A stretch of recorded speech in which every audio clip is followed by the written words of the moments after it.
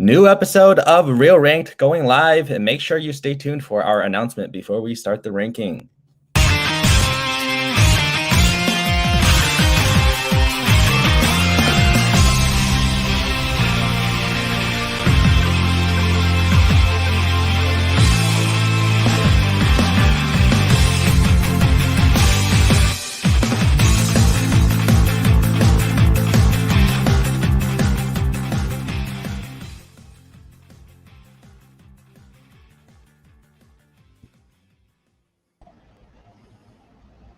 Hello, and welcome back to Real Ranked. I'm here with Andrew and Albert to for the moment. Have an announcement to make. Yeah, absolutely. Quick announcement. We are now officially launching the Real Trivia Entertainment Discord. As they said in the announcement video that did it on Sunday, I'm not sure if you missed it. This is what we're looking to use to slowly phase into this instead of GroupMe. It's going to be a lot more convenient for us for a lot of reasons. So in just a second, I will be dropping the link in the chat. You'll be able to hop in here and join us and see a lot of the fun stuff that we can hopefully get set up in here. And once you join, if you see anything that you think we're missing, we'd appreciate any suggestions. We've got a little suggestions chat in there, and we're just looking to make it a fun environment for everybody with a lot of new options that definitely outweigh GroupMe. So yeah, that's super excited for this. Yeah, cool. All right, that's it from me. I'll pause. I will now post the link in the GroupMe, and I'll drop it here. I'll drop it for you guys in the live chat as well.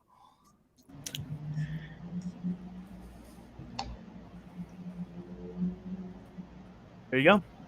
Thank you guys for letting me hijack the stream for a moment. I'm excited to see you all in there. All right. Adios. Thanks, Andrew.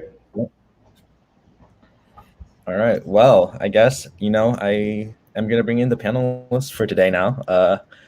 Albert, you're first. Hi. Anything you'd like to say? I like stuff that people draw and made on computers. All right. Next first is Cole.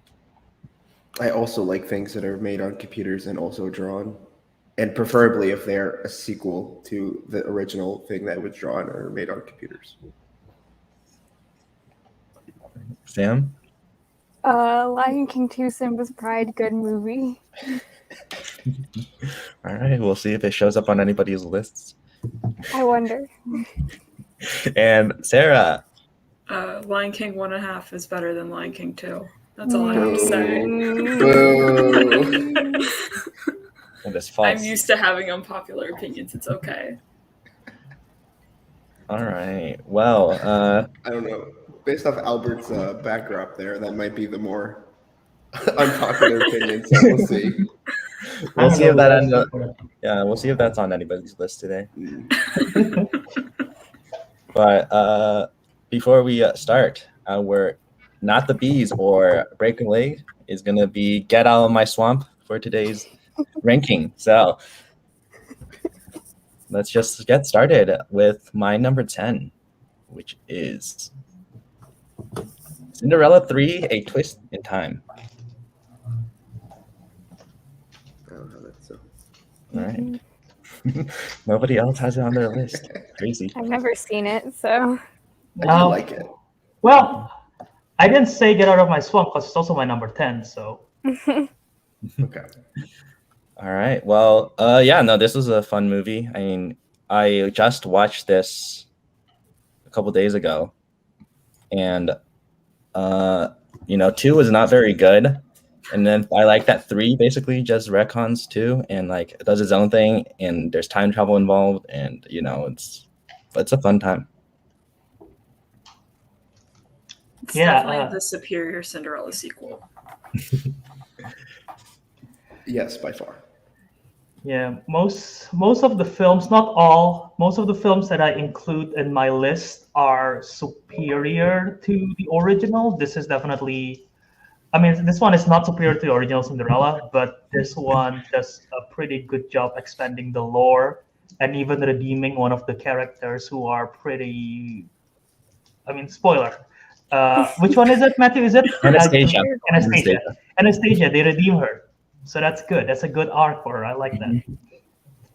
What's I'm time going to be travel? honest. I haven't seen any of the animated Cinderella movies, but I have seen. Wait for it, Cinderella 2021. Actually, I haven't seen the entire thing Oh though. no. I've seen most of Cinderella no. 2021. Cinderella James 2021. Acaster, MVP. Where's Corden? Mm, No comment. LVP.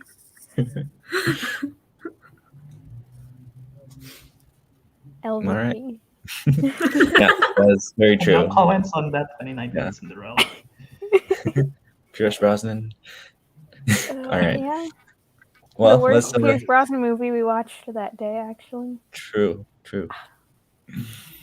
All right. Well, Cole, do you have anything to say about Cinderella 3? Yeah, I haven't seen it in a while, but I do remember liking it. It didn't quite make my list because I don't know. There were just some other things I felt like deserved it more. But in terms of like revamping the franchise, especially in what like it came out in 2005 or something like that, quite impressive. 2007 or not? It was like 2000. It was later in 2000. Yeah. It's quite impressive of what it's able to do, and it's definitely one of the better direct-to-DVD sequels from Disney, for sure. But it's just not on my top 10. So Yeah, the fact that they even think of doing a time travel it's not time travel, alternate reality kind of story. Yeah. Sequel is kind of smart because what else would you do with a Cinderella story? So and it works. So Yeah, no, for sure. And like changes the formula. all right. Sarah? Sorry. Sarah, do you have anything you want to say about Cinderella 3? I haven't watched it in forever, so it didn't make my list for that reason. But like, I remember being obsessed with this movie as a kid. Like, I don't remember how often I would rewatch it, but it was more than I probably should have. All right. Yeah, there was Yeah, no, I others that think came out around that time, like that and Tarzan 2 that were like Bambi 2 that were like really trying at least. Which I'll give them credit compared to like the stuff in the 90s and the early 2000s where it was just like looked terrible, wasn't a good plot. It was basically The 90s. Yeah, like I mean, yeah, I'm trying to think of the timeline on that, but yeah, no, I mean, considering that a lot of those were like 3 episodes of a TV show that didn't get launched and they just made them into a movie, at least they're trying on these ones because they knew they could make money doing it right. So, yeah. yeah. I think one of the best parts of Cinderella 3 is when the prince jumps out of a window. The prince is like a whole character in that movie too. Yeah. I mean, it's actually he's actually a character too. He's actually a character. So that helps. Yeah, I get that. I totally get that. It's partly the reason why I didn't make my list, Bambi 2, but it's still good. I still remember it being good. So. Yeah. yeah, I was disappointed when Richard Madden didn't do that in the 2015 Cinderella. I understand it's based on the original film, but I was expecting. Yeah, Kenneth Branagh didn't have the balls to do that. He just would not direct that scene. Can't believe it. Uh, All right. Let's move on to Sam's number 10 then. Let's see Okay. it. So, disclaimer before I even start saying any of this, like 9/10 of my list are just complete nostalgia. Well, actually, 8/10 of my list are complete nostalgia picks. My number 10 is not a nostalgia pick. My number 10 is rigging the system so that there would be an orange cat on this list. So, my number 10 is Smurfs 2. That's live action, is it not? It counts as animation according to Letterboxd. I have 2 movies on my list that are like, this should not be on here, but it counts, apparently. I don't remember any. I don't really remember much about this movie, but like I said, I just wanted to rig the system to get an orange cat in this episode. So Oh my god. Cool. You all are going to hate me by the end of this episode. I mean, yeah, but like whatever. There's a great list ahead. We'll see the first rage quit of Real Rank. I mean, I kind of already know the direction it's going, so I won't. I'm scared. Don't know. But I will argue if I'm if pretty there's sure I honestly know a what the terrible other pick. one you're referencing is when you're saying it doesn't belong on the list. No, it's not a So I'm- nostalgia pick, yeah. Yeah. You know where this? Oh yeah, the non-animated one. Yeah, Yeah. you know what it is. Yeah. Yeah, you think there's you know what literally- direction this there's list is literally going, a but you really Smurfs- don't. There's literally a Smurf sequel that's animated. That's Yes. better than Bloody I haven't Lost seen Village. it. I haven't seen it though, so. Cool. Great. There probably isn't an orange cat in that one, so. But there Actually, no, probably is. there because there probably Gargamel's is. Azrael. Gargamel. If I Gargamel's don't remember. That's the only Smurf film I ever saw was the fully animated one, sadly. Yeah. That's the only one I Oh, haven't yeah. seen. That's Sadly. the only one I haven't seen too. Oh, Yeah. that one I've seen the still first two, it still sucks. Anyways. Yeah, you might think you know where this list is going, but there's going to be some twists and turns in there that I don't think people are going to expect. So, Some twists in time. yeah. All right. Cool. Can we be done with Smurfs talk now, please? Anybody want to I've say been- anything about the Smurfs too? I've nothing to add. I've I've never never seen seen it. it. Bad. Honestly terrible. Like, honestly terrible. There's an orange cat, and that's I all liked the tiny. first one when I was a kid. But Me then too. Was it I Neil rewatched Patrick it. Harris? Because you were a child, Yeah. Matthew. Yeah, That's when I why. was a child. I don't remember anything about the Smurfs 2 though. I remember the Smurfs 1 pretty well, but not the Smurfs 2. I remember the gray Smurfs that Emo Gargamel Smurfs. made with Smurfette's hair. Oh, that's Smurfs 2 with Smurfette's Yeah, hair. Smurfs with the beanies. That's what we Sure. needed. Yeah, I definitely have not No, seen no. this movie. All right. I remember trying to collect the toys from McDonald's. Why The are we Happy still Meal talking food. about this? Why are we still talking about this? I think Cole is going to be the first one to rage quit. He's gonna leave. All right. It only goes Well, I up think to your pick. I think we can move on from Smurfs 2 and go to Cole's number 10 pick. Oh, okay, cool. Great. I can relax after this. All right, my number 10 is How to Train Your Dragons, The Hidden World. It's not the best. It was kind of hard to pick between this and Lego Movie 2. I think I like this more, though. Definitely looks great, especially the dragon world, underneath is just fantastic and some of the best DreamWorks animation. The epilogue is quite fantastic. It probably makes the movie, especially when there's some lulls. And I think the villain is pretty compelling in this one. I think he's actually probably more compelling than the second movie, or the second movie's villain. But the movie kind of faults at some of the weird tropey kind of stuff with the Night Fury and the Light Fury, as they named it, which I'll never get over. It's just whatever. But it's great though. It's still really good. I kind of debate between this and 2 being where it belongs in the ranking there, but it's still very good. So yeah. Forgot to say this, but this is also on my list at some point. I forgot. Completely forgot to mention that. Okay, cool. So do we save our conversation when we reach Sarah, or Okay. what's gonna happen now? Yeah, that's probably the best, I guess. Okay. I guess we continue the conversation when we get to Sarah's. Okay. Okay. But Oh. Yeah. That's what happens when you make a nostalgia list instead of an actual top 10 list. I mean, but there's not that many good sequels. I mean, I really had to fight for some of these. I mean, There's one Yeah. fantastic sequel that I can I, think we'll, of. Sam, we'll get there when we get there. Okay. It'll be a while. Both of the real ranked top 10s I've been on, everyone absolutely knew what my number 1 was going to be, and I Yeah. hate that. Because you I need to telegraph become it less 2 predictable. weeks before. Yeah. And I've telegraphed point- both Little Shop of Horrors and my number 1 for this one for since I put out my favorites list. Okay. Like, I have been talking about Simba's Pride for like a year. But anyways, we'll get to that later.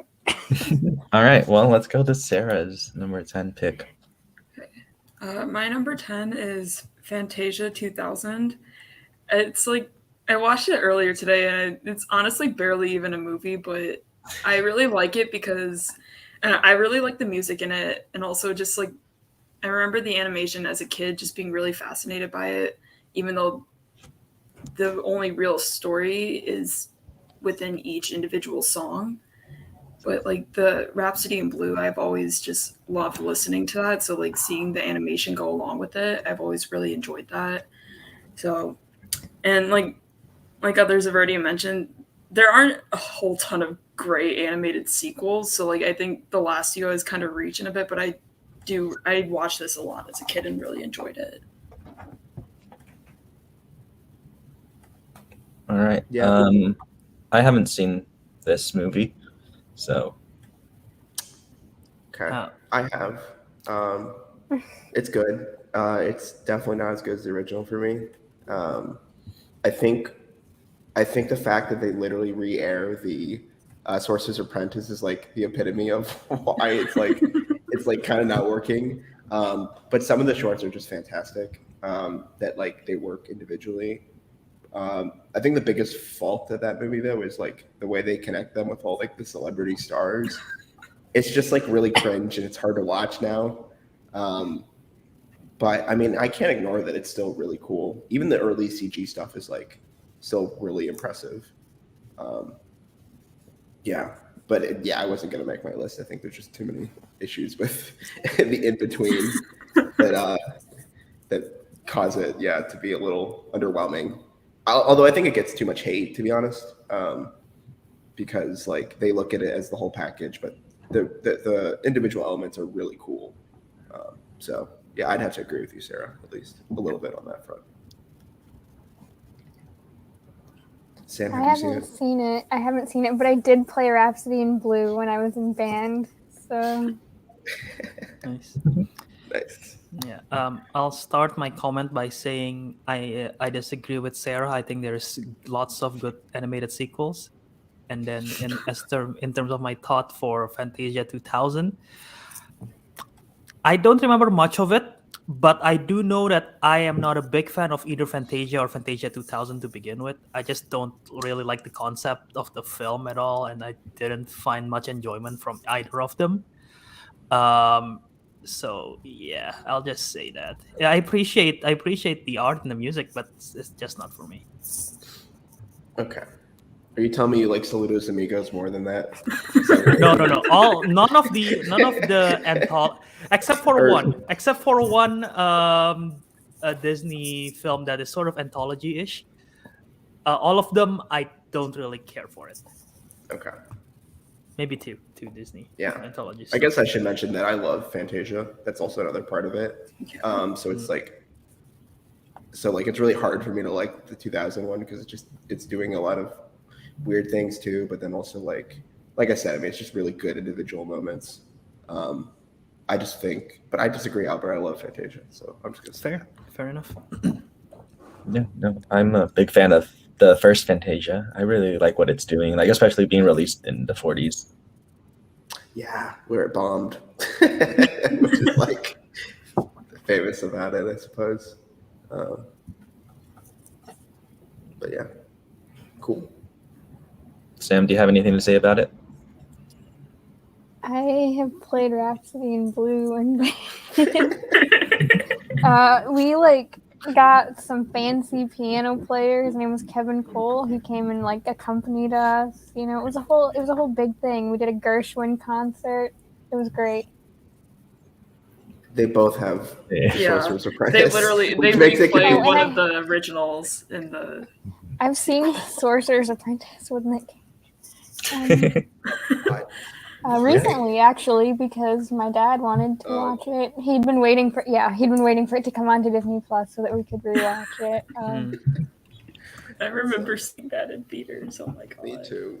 I hadn't seen it since theaters. It's not good. I liked it when I saw it in theaters as a 10-year-old, but when I watched it again as Same. a 20 or 21, I can't remember. It's not good.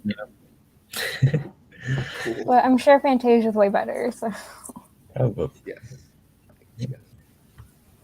okay. All right. Well, I guess we can go to my number 9. get out of my Which- swamp. the Lion King. The most Very I'm unenthusiastic. sorry this low, though, for you, Get out of Matthew. my swamp. You gotta yell at Sam. Taste. Make sure your roommate hears it and then just question what you're doing. He's like, He's like, "Mm." Come on. Who cares about Haunting of Hill House Sure. when you got Disney animated sequels? Hey, all animated sequel. Yeah, you're right, and other ones. You're right. I'm sorry. And the rest of them. Actually, that's to be fair. My list is not entirely Disney, so I'll give it that. There's some. Mine's very There's a lot of Disney Disney heavy, on my but I don't list, think anybody's actually. surprised at that. Actually, yeah, most of mine's not Disney. Funny enough. My list is quite Disney. I mean, Disney makes a lot of the sequels. Yeah. So. They do. They do.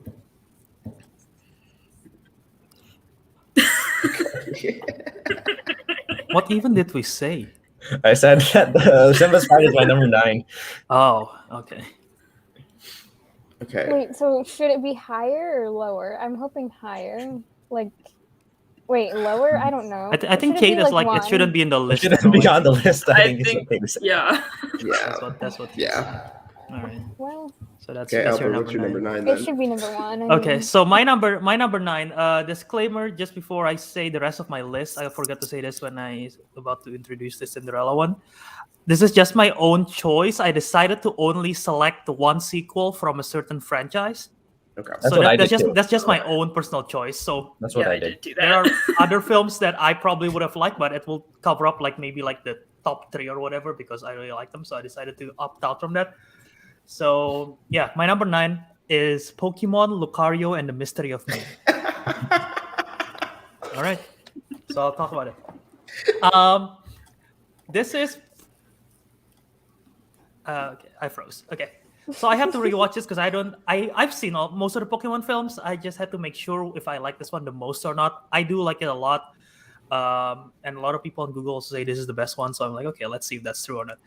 And yeah, this is if you don't know what this is about, it follows Ash Ketchum, who is the main protagonist of the Pokemon anime, and then there is Lucario, who have an aura power and everything, and it's pretty cool. There is wars, Pokemon War, and everything. And the best part about this is that this film sort of do the usual sequel trope, like Empire Strikes Back and Infinity War, where they split up the members, so they have their own story arcs because they split up Pikachu and Ash. I think this is the only movie that ever done that. So it's like it's a new take. So they have their own arcs and all. And yeah, I mean, it's fun. I like Pokemon. In case you don't know already, it's cool. And I decided to pick this over like others because, in case you don't know, in Pokemon anime, every time they go to a new region or I guess a new country, they sort of resets the series. So this is sort of like the 3rd film in the Hoenn series. So I decided to pick that because it's sort of a sequel as well, because whenever they reset, Ash IQ resets to 0 again, so it's frustrating. If you watch anime, you understand. But yeah, so I decided to pick this instead of like The Rise of Darkrai, which is like the first film in the Sinnoh series. So, anyway, yeah. That's my top 4 Lucario in the Mystery of Me. Okay. I can't speak on this one too much. I've only seen the original Pokemon movie. I love it though. I just haven't bothered with the sequels to be honest. This might be one I should check out though. But yeah, I've heard Pokemon. The second one's not good, the original, and then the third one's even worse. So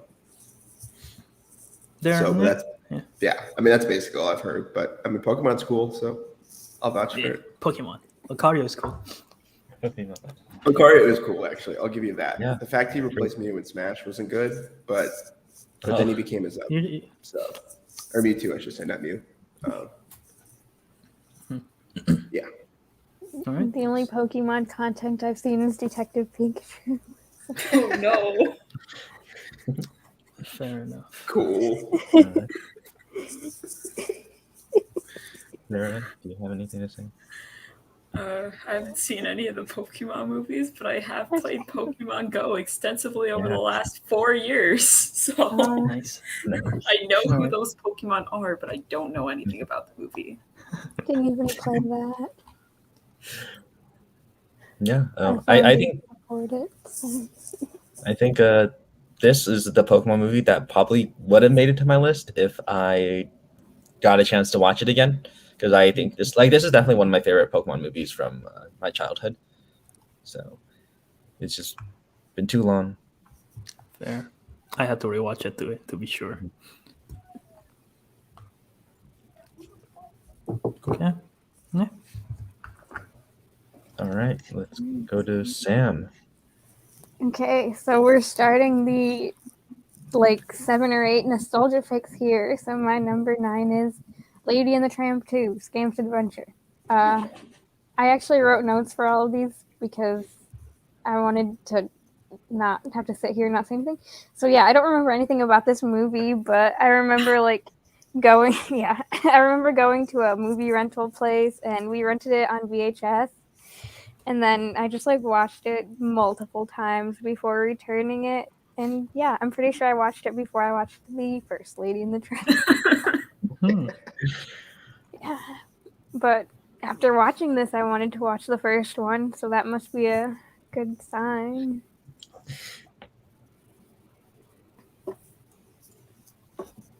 All right, Cole. I know I've seen this one.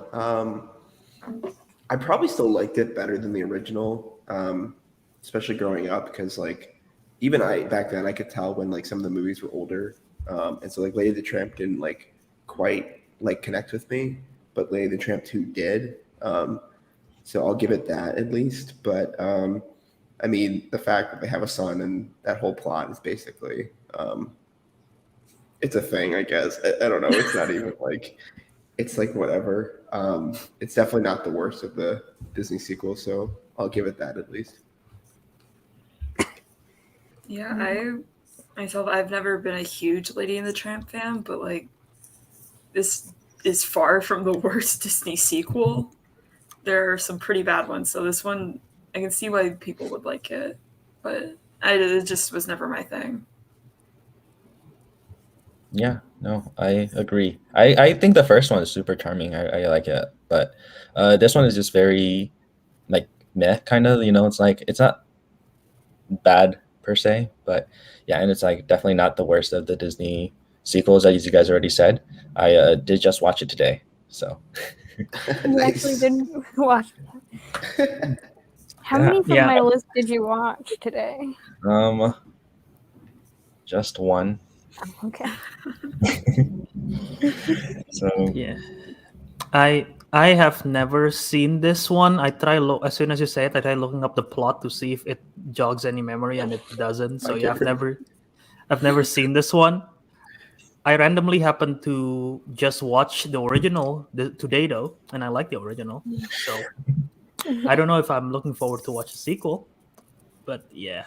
It's probably not good. I haven't seen it since I watched that VHS from the rental store. So. Damn, VHS. Cool. Wow. And somehow it's made your top 10. Are they all on Disney Plus right now? yeah, I'm pretty. This one at least is. That's how. I told you these are mostly nostalgia picks, so there's going to be a lot that I haven't seen since I was in elementary school. Okay. And this isn't the last time VHSs will be mentioned in my nostalgia. It probably won't be mine either, to be fair. So. Mm-hmm. All right. Am I up now? Yes. Okay. I think this will be a controversial opinion, but my number 9. Huh? I think we probably have the same opinion. Okay. Well, we'll see. My number 9 is Kung Fu Panda 3. No takers? Okay. I like this better than 2. I feel like that's really controversial because people love 2 for some reason. I just don't find Shen that interesting of a villain. I never have. not to say that Kai is in any means, but at least he has like the power of Tai Lung that like I feel like it's a match or like there's a challenge for Poe. And I like the pandas, man. I like the pandas in the mountains. I like Bryan Cranston, Dad Panda. Okay, I'm just gonna say that. Okay, I think it's probably the best looking out of all of them, and for sure that like, especially when he ends like the ethereal plane, it looks awesome. And I think that being the end of the franchise is really good because it like kind of wraps up more on Poe's side than Poe's and I guess everybody else's. So it's a better conclusion in that way than 2 was, where 2 was basically just Poe's story. But yeah, I mean, I get it if you don't like it. Like I'm sure it's not like the best. Like you could argue 2 is better, but honestly, it's not my favorite. So it's not on my list. So, but yeah. All right. Sarah, do you have anything to say about Kung Fu Panda 3? I honestly don't remember if I've seen the third one. I know I've seen the first 2, but so I don't really have much I can really say. I just remember really liking the first 2, so I imagine I liked the third one if I did see it, but I remember nothing about it. All right. This is. I feel like it could be on my list if I rewatched it, but I just didn't plan to rewatch it. And I also do think this one's better than the second movie. Thank you. Okay, I'm not alone. That's good. Yeah. I feel like if you go on the internet, it's just everybody loves 2, and so I don't know, man. Yeah, I feel like I'm on an island alone, but I got you at least, Matthew. So a lot of what you said is like exactly my thoughts, like with like Shen and Kai, or yeah, that's right. Like a lot of like the same thoughts, and then but I haven't seen it since theaters, so it's it's just like it's hard to say too much more about the movie. yeah, I can't remember. I watched it the first time like I want to say 2 or 3 years ago when they were all on Netflix, so I just went through all of them to like finish out the franchise. And I think watching them back to back really like showed the flaws of 2. I think we'll get there with How to Train Your Dragon, probably eventually. I'm sure somebody has it on their list. But like, I think it just suffers from being like a direct sequel and having to like flesh out after wrapping it up very well in the first one. That 3 doesn't have that problem. They can just go where they want. So. Yeah, I don't have this on my list. Again, if I didn't do my rule thing, maybe it could have made it. I'm not sure. But God damn it. I mean, I rewatched this film maybe last year during the pandemic, I think. I like it. It's awesome. The jade creatures are great. And then, like you said, all the panda family. I like the one little panda who keeps disturbing tigers. Yes. I remember that. And then, like the Bryan Cranston Poe have 2 dads, the geese and the Bryan Cranston character, and the panda itself is so funny. And Kai's theme is badass. It's one of the coolest theme music for a villain in an animated movie I've ever heard. If you haven't listened to it, just go YouTube it right now. It's so fucking badass. So yeah, it's a good film. I enjoy it though. Okay. I haven't seen it. I've only seen the first 2. Whatever. All right, let's move on then to my number 8, which is The Rescuers Down Under. I don't think I went for my number 9. Oh, did you not go for your number 9? Shoot. No. Oh, Matthew. Okay, well, Wow. that's fine. All right. Yeah. Good- What's good your number hosting. 9? My number 9 was Lilo and Stitch 2. Stitch has a glitch. But it doesn't matter Oh. anyways because get out of my Get out of swamp. my Okay. swamp, yeah. Okay, That so- one's more nostalgic for me than number 9. Oh boy. Yeah. Yeah, spoiler alert, that one's on my list. Spoiler, you just said Go it. to You just said get out of my swamp. It's not a I did. spoiler. That's the point of it. Okay, hey Matthew, what's your number 8? All right, so my I don't number know what it eight is. is actually Lilo and Stitch 2. Oh wait, no, Rescuers Down Under. All right, I guess nobody else has it. Close, almost. Close on your. Yeah, no. This one, I just watched the Rescuers movies this year, too, and the first one isn't like bad or anything, but it's definitely like a darker and like just very basic. But this one, I thought was a really charming sequel, just like with better animation, a more compelling villain, and then just like fun characters. I think the main Bernard and Bianca, I really like their relationship in there. It's like super charming. And then I think the animals were super fun to watch, and just there was a lot of action in like quick pace that kept me engaged. Yeah. Yeah, this probably would have made my list if it wasn't for the reason that I wanted to talk about Cinderella 3 and I wasn't sure someone else would have it in their list, so I decided to put Cinderella 3 in my list. But this one is a clear definition of a better sequel. They got so much more budget, you can tell, based just on the animation alone, from the Rescuers and Rescuers Down Under. And like you said, better villain. It's a lot more fun, and it's just not even close to the original. This is a far superior sequel, in my opinion. I haven't seen either of them, so Yeah, you would think, as somebody who claims to love Disney as much as I do, that I would have seen this, but I haven't. So, yeah. I don't blame you, Sarah. Like, I think both of these movies are whatever to me. If I had to pick one that's better, I'd say the second one's better. But it's something that every time I try to go back to, I just don't care.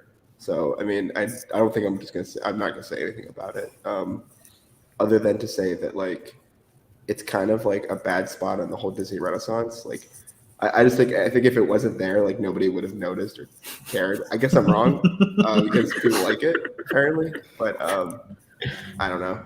It's not my thing, and I don't know. I just don't think it's that memorable. I don't get it. I'm surprised you guys have it on here actually. I think it's memorable because it's so much better than the first by that standard. But I think it's just because the movie was made 30 years after.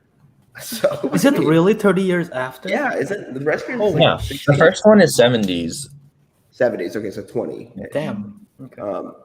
So when you say that, like it looks better, I mean, I feel like it's like a no shit kind of thing because like it's newer. Fair. But It's but fun, they right? definitely got a better budget. You could tell because like. But the Cinderella 3 looked better than Cinderella. Right. Right. It's all well. Okay, I'll give you this though, because like the Rescuers did like reuse a lot of animation versus this Down Under, which kind of like at least had its own project and framework. But whatever. I don't know. For something I don't care about, I know too much about, so I'm just gonna stop there.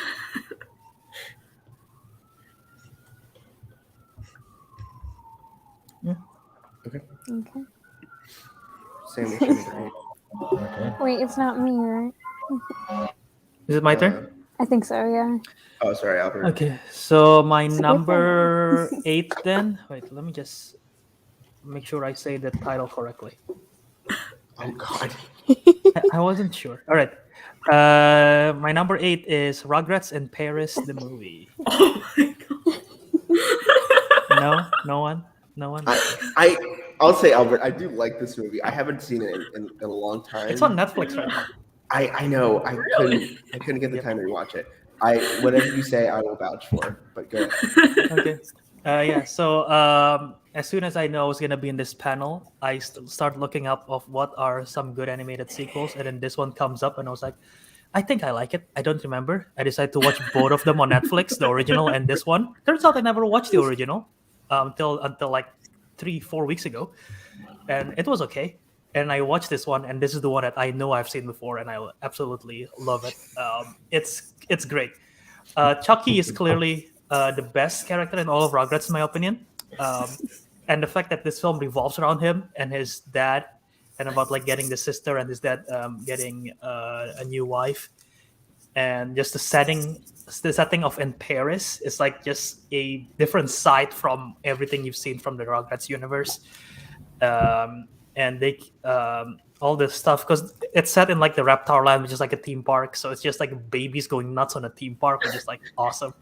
And it have not only that it's a lot of fun, it has a lot of heart as well, because the main story is the main heart of the story is like Chucky wanting a mom, and like he's feeling everyone. There's a moment in the beginning of the film where all the babies are like dancing with their mom during a wedding, and like Chucky's on his own and it's like, I want a mom. It's like, it's so sad. And eventually at the end of the film, he got to dance with his new mom because his dad got married again, and it's like such a great moment. And there's also there's a good song. I forget when they use it, if it's near the end or in the middle, but it's a really nice song. So yeah, Rugrats in Paris, the movie. That's my number 8. I haven't seen it, but I really liked the show. So The Rugrats enough. freaked So it's me out as a probably- kid. I don't know why. What? Oh my god. also, I like that you started That's planning fine. your list when you found out you were going to be on this panel, and I sent mine to Matthew at 8:40 this morning. And I made it at 8 a.m. So like, Cool. I could back up Albert on this. It's definitely better than the original movie, and it's better than the Thornberrys crossover too. Yeah, that exists. It's the Thornberrys crossover is fine. It's just like not as good. I also had the same thing, Albert, where I had watched the sequel so much as a kid that I thought it was the original movie, and then I went back and found out no, there is an original movie. Yeah. But yeah, it has some killer songs in it. Oh my god, dude, the soundtrack. Okay, to be fair, any soundtrack with "Who Let the Dogs Out" by Yes! Maha Men, That I moment mean- is so good. I mean, whatever. Like, who cares? It's awesome. Also, like, that was one of the things on the VHS where the music video for that would play after the movie, and that terrified me. But I think it's also because it was just a bunch of dogs screaming and running. So that will do it to any kid. Yeah, that dance scene is fantastic. You basically said everything I was going to say. So the chase through Paris is fun too. Sorry. Sarah, do you have any Yeah. thoughts on? I once again haven't seen this one because Rugrats freaked me out as a kid. I really don't know why. I was a weird kid. not Also, I fair. was a Disney kid, so I grew up watching that stuff way more than anything not Disney. Bro, but Disney didn't have the orange VHS cassettes, the covers. True. So, lacking. I'll just say that. All right. Well, I also I've never seen the TV show, but I did just watch the movies today, both the first one and Rugrats in Paris. I was watching show them. at all. I have never seen the TV show, but I was just like, I stayed up after we were done, going through our docs yesterday, Uh-huh. and I was just like, all right, I'm gonna watch both Rugrats movies because they're on Netflix, and I think Rugrats in Paris is definitely it's better than the original, but like they're just like super charming movies. Like I've never seen Rugrats. I don't really have like much like nostalgia towards these characters, but I just thought it was a fun time. Did it I don't make have much sense? else to add. Yeah, I mean they explained it. It's not like you can't watch I haven't them. seen the I mean, movies. So. It's you wouldn't really need to watch the TV show. I don't Okay. think. I mean, in the same way that you could drop in and watch an episode of Rugrats, like you're gonna get the relationship. Fair. Like, Yeah. Angelica's an asshole. Like it's pretty much standard. Angelica has a good. Chucky- Angelica has a I good know. arc in this film too. She has a good That arc. kind of. I don't know. Yeah, but like at the same time, who cares? You get that ugly ass doll. But like it's really long Yeah, hair. the doll is a freak. The doll is freaky. The doll. I'll just say this though. The Rugrats parents are like the worst parents in the world. They could have. Bro, They just but true. lose. They lose their still. child every time. Yeah. You thought they would learn their lesson from the first film. They didn't. Also, I think we can collectively ignore the new CG one because it looks terrible. They are Forgot doing about that, yeah. that. Oh no, they did it, and it looks don't just Really? don't just don't. It will actually scare you. Like Sarah, if you thought you were scared before, you'll Remember be like actually the scared. All Grown Ups show? Like when they were That was weird, remember. too. I kind of remember that. Yeah, no, it's good. Also, Susan Sarandon voices Coco LaBouche. That's right. That is true. Yep. John Lithgow was in this too. Yeah. What? I mean, listen, it was to theaters. Like these were not direct to DVD stuff, so they had to put the Hey, production. sometimes direct to DVD stuff is good. Sure. Sorry. Oh, is I it didn't, me? I didn't realize Mako voiced a character here. Damn. Okay. Go Sam. I once again don't remember anything about this movie. It's another nostalgia pick. Return to Neverland. I remember like back when DVDs had games on them. Oh, There was yeah. like a Find the Lost Boys game on this that I played all the time. Like I would put the DVD in and I wouldn't even watch the movie. I would just play that game. So like I figured it deserved a spot on my nostalgia list. Cool. Are you putting the game on your list or is it the movie? The movie. Because you haven't talked about the movie, Sam. I don't remember anything about the movie. Cool. I told you guys are gonna hate me by the end of this. Okay. What do you guys have to say about Return to Neverland? I have things to say about Return to Neverland. It's okay. It's just not as good as the original. It looks better because it's newer, but like, it's whatever. I think. Okay? So I don't remember the girl's name. It's not Wendy, obviously, but it's the other one. She's just more annoying. Tiger I think Lily. so Jane? doesn't help. Is it Jane? Jane, maybe? I don't know. But yeah, I mean, one of those ones that like came and went for me. It does look decent. Actually, I think that one went to theaters. Oddly enough, It did. yeah, that was like one of the weird cases. But it definitely looks. It is a theatrical movie. Yeah, it still looks direct to DVD quality though. Like I don't think that means anything. It's not like Rugrats, where even though Rugrats looks like gross, like at least you felt like those movies felt like theater experiences. Like Return to Neverland doesn't feel like a theater experience. I'll just say that. Yeah, I kind of agree. Like, it wasn't bad, but like I think it wasn't great either. It was just very middle of the road. Like, obviously, the original is like way better in my opinion, and I think I just like the original too much to really like the sequel the whole time.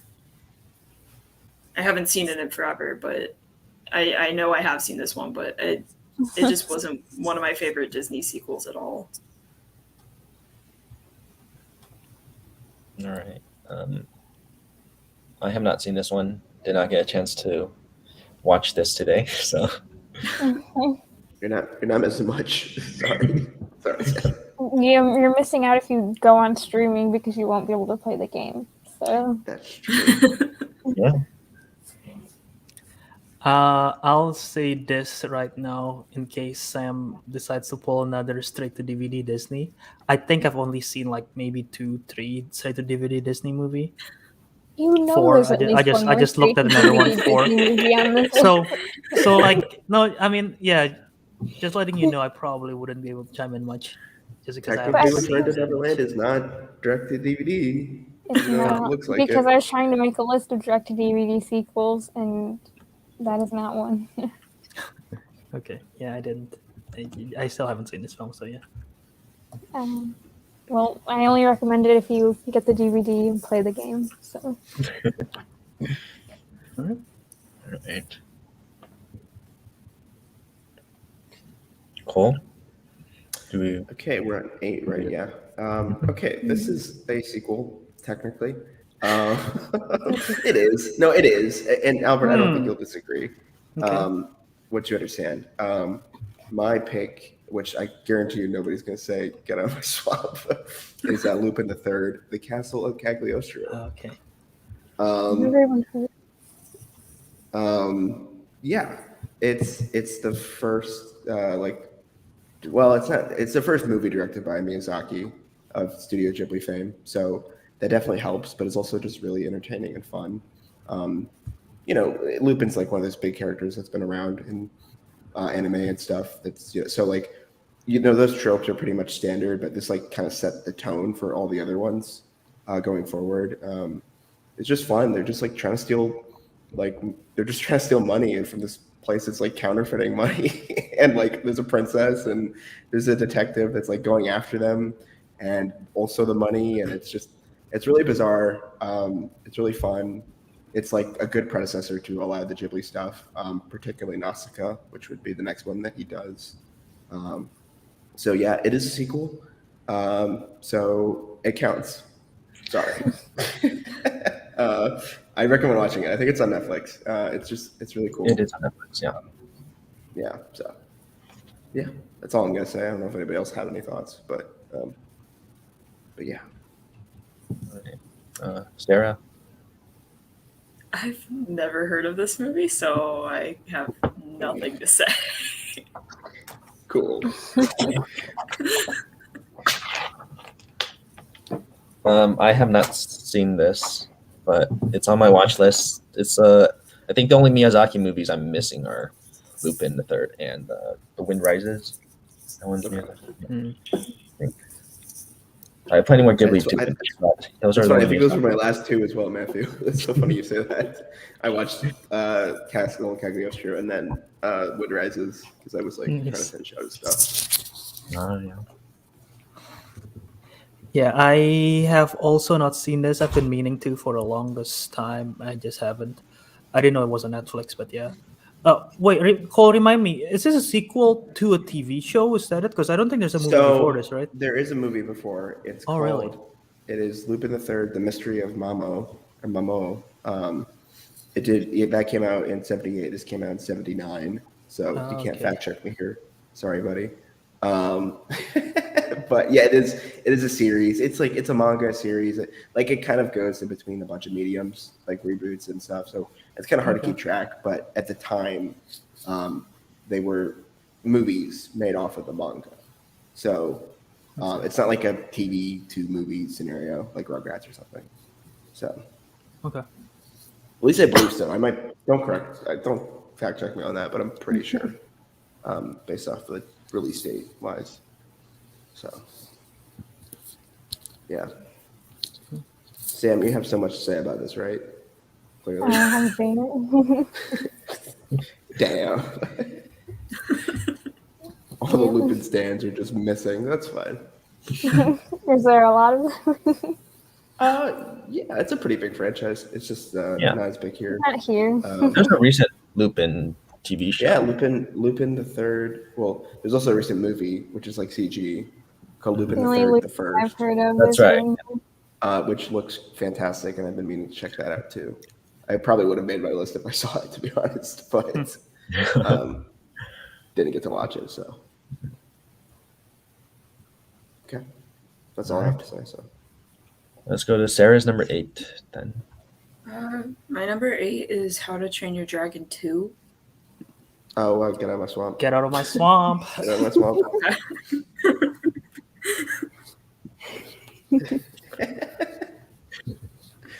All right. Well, let's go to my number 7. It is Lilo and Stitch 2. Stitch has a I glitch. think Get Out of My Swamp. Yeah. Yeah. I'm very confused. Get out of my swamp there. I don't remember the order I put my list in except for my top 2. I had it. I on remember my that list, you had so- it higher. Oh, I have it Yeah. right here. So it's my number 7 then. My number 7 is Kung Fu Panda 2. Okay. All right. So yeah, I was saving a lot of my thoughts for the Kung Fu Panda because I knew this was coming up. It's 2 and 3 is really close to me. I think this one slightly edge. I like it a little bit more. Just because the third act of this film is pretty cool. Just the whole boat sequence, and then when he used the chi and everything. Is it the chi? Don't remember. He did something with like a cannon and like transfer it, and it's cool. And like, I mean, all of the Kung Fu Panda villains, the other two, Kai and Tai Long, they fight him physically. Shen is outsmarted them and decide to use a freaking cannon to fight a kung fu master. So, like, I mean, that's pretty smart. And you get to learn the backstory of Po and everything with the childhood, which is like, it's kind of tragic story, the backstory, and it gets dark at moments. And I appreciate that for that. And yeah, you just get so much more dynamic between the Furious Five with Po and with Mr. Shifu as well. So yeah, Kung Fu Panda 2 is my number 7. I haven't seen it since theaters, so I don't really remember much about it, but I remember liking it. So I mean, I pretty much gave my thoughts with Yeah. 3. Yeah. But I don't think it's bad. It's just like I just like 3 more. Fair. I disagree with you on like I kind of like your point about it, the fact that it's more of a mental, like more of a non-physical fight. I just don't think that's compelling in a movie that's called Kung Fu Panda. So I mean, Fair enough. and like as much as I like Gary Oldman, like I don't think he's doing anything for me in that role. And the backstory stuff is cool. I like the 2D animation on that. Like it's actually pretty sweet. But yeah, I mean I've kind of already said why I like 3 more, so I think I'll just leave it there. Although it does have a good intro too, like a good not intro, like a first scene, like the first fight scene was pretty cool. Yeah. on that Yeah, one. again, this is like a good. toss up. Any other day, Kung Fu Panda 3 might be better than 2, but just like for this, I decided to pick 2 over 3. Okay. Yeah, I don't remember a whole ton from this movie because it's been a while since I've seen it, but I do remember really liking it. And like I said, I don't think I've seen the third one, so I can't really compare the two, but I do remember liking it more than a lot of other just movies that came out around that time for some reason. All right. Yeah, I haven't. I already said like everything, but with Kung Fu Panda 3, I haven't seen this since theaters. So See, and I bet if you saw it more recently, Matthew, you'd probably agree with Albert. It's just a personal thing, I think, for me. I remember when I watched Kung Fu Panda 3 in theaters, I thought it was better, but it's been a while. Okay. Yeah. So. Okay. All right, let's go to Sam. What is your number 7 pick? I think I'm the only person in the club who's seen my number 7. Yeah, it's Pooh's Heffalump Halloween movie. Okay, I have seen this, but That's I right. You remember don't have it on the literally list. nothing. Yeah, when I was a kid, again, nostalgic, so it's just going to be a lot of stories from when I was a kid. My favorite animal was elephants, and my favorite color was purple. So That's clear, awesome. like, I loved both of these movies. I watched them all the time. Like, I remember whenever I would stay home sick from school, I would watch the Heffalump movies. So, like, yeah. Plus, it's almost October. Gotta get some spooky Halloween. Not spooky, but it is a Halloween movie. I might actually add this to my Halloween watch list. Is it on Disney Plus? Does anyone know? I think so. Let me look. Yeah, Let's see. I'm pretty I It's sure. don't not. know. It's Let's take a not. sidebar to figure based, out based on how based we on can watch Google. it. Based on Google, it's not. So. I had it on. Well, okay. I mean, I had it on DVD, but it wouldn't matter because Disney Plus didn't come out until like 2 years ago. Yeah, that one also had good games. All right. Yeah. Yeah, I'm pretty sure I've seen every Winnie the Pooh movie. I don't know. My sister was like obsessed with Winnie the Pooh growing up, so like whenever she got to pick a movie, there was a solid chance it was something Winnie the Pooh. But I don't remember a whole ton from this, but I remember just really liking it. But like Eeyore was always one of my favorite characters. So like, but years. Yeah, I don't know, I just like Winnie the Pooh in general, so I know I remember liking this movie. I wish I could say more on it, but too many of these I haven't seen since I was like really little. Yeah, I haven't seen this one in a long time, but it was apparently it's on YouTube. So Cool. No, it's a paid thing. oh, it is. Yeah. It's a rent. It's fine. I might rent it. You don't know, Sam. I mean, go for it. I'll just ask my parents to go find this movie and mail it to me, and then Perfect. And then we'll watch party. Watch Yeah. party. and then Yeah, we'll mail it let's to go. George. Perfect. Yeah. We'll mail it to you, Alfred. Don't worry. All right.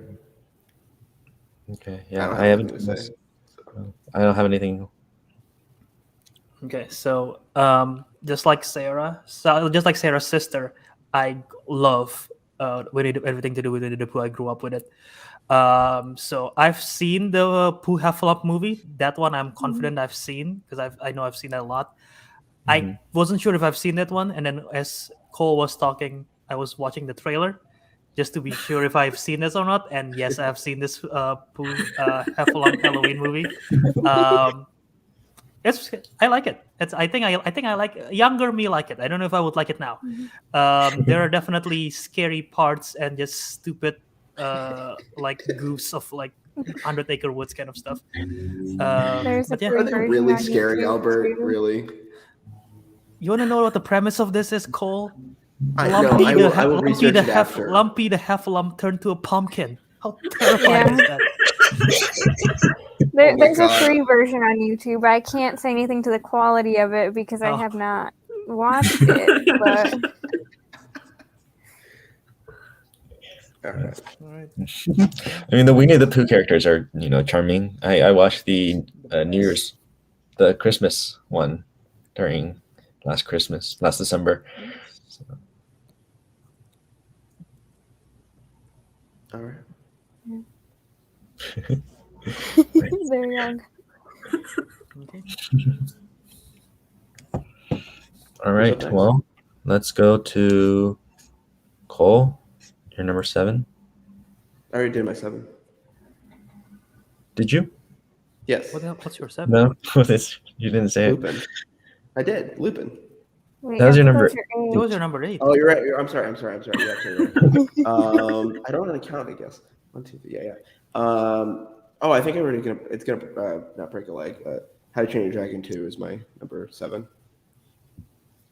Get out of my swamp. Okay. Yeah, I figured. All right. Well, Sarah. My number 7 was How to Train Your Dragon: The Hidden World. Okay. Yeah, so I saw the first one a while ago, but both 2 and 3 I watched pretty recently. They were, to me, I know 2 from what I've seen is generally regarded as the better movie. I think I just personally enjoyed 3 more. I really like the animation, the music to me was just, I really like that. And I think I just like the story a lot more than 2. Like, I'm trying not to say a whole ton so I don't start discussing 2 before. But I think it was hard to decide between the 2, which is why they're like 7 and 8 for me. But yeah, I think both are great movies, though.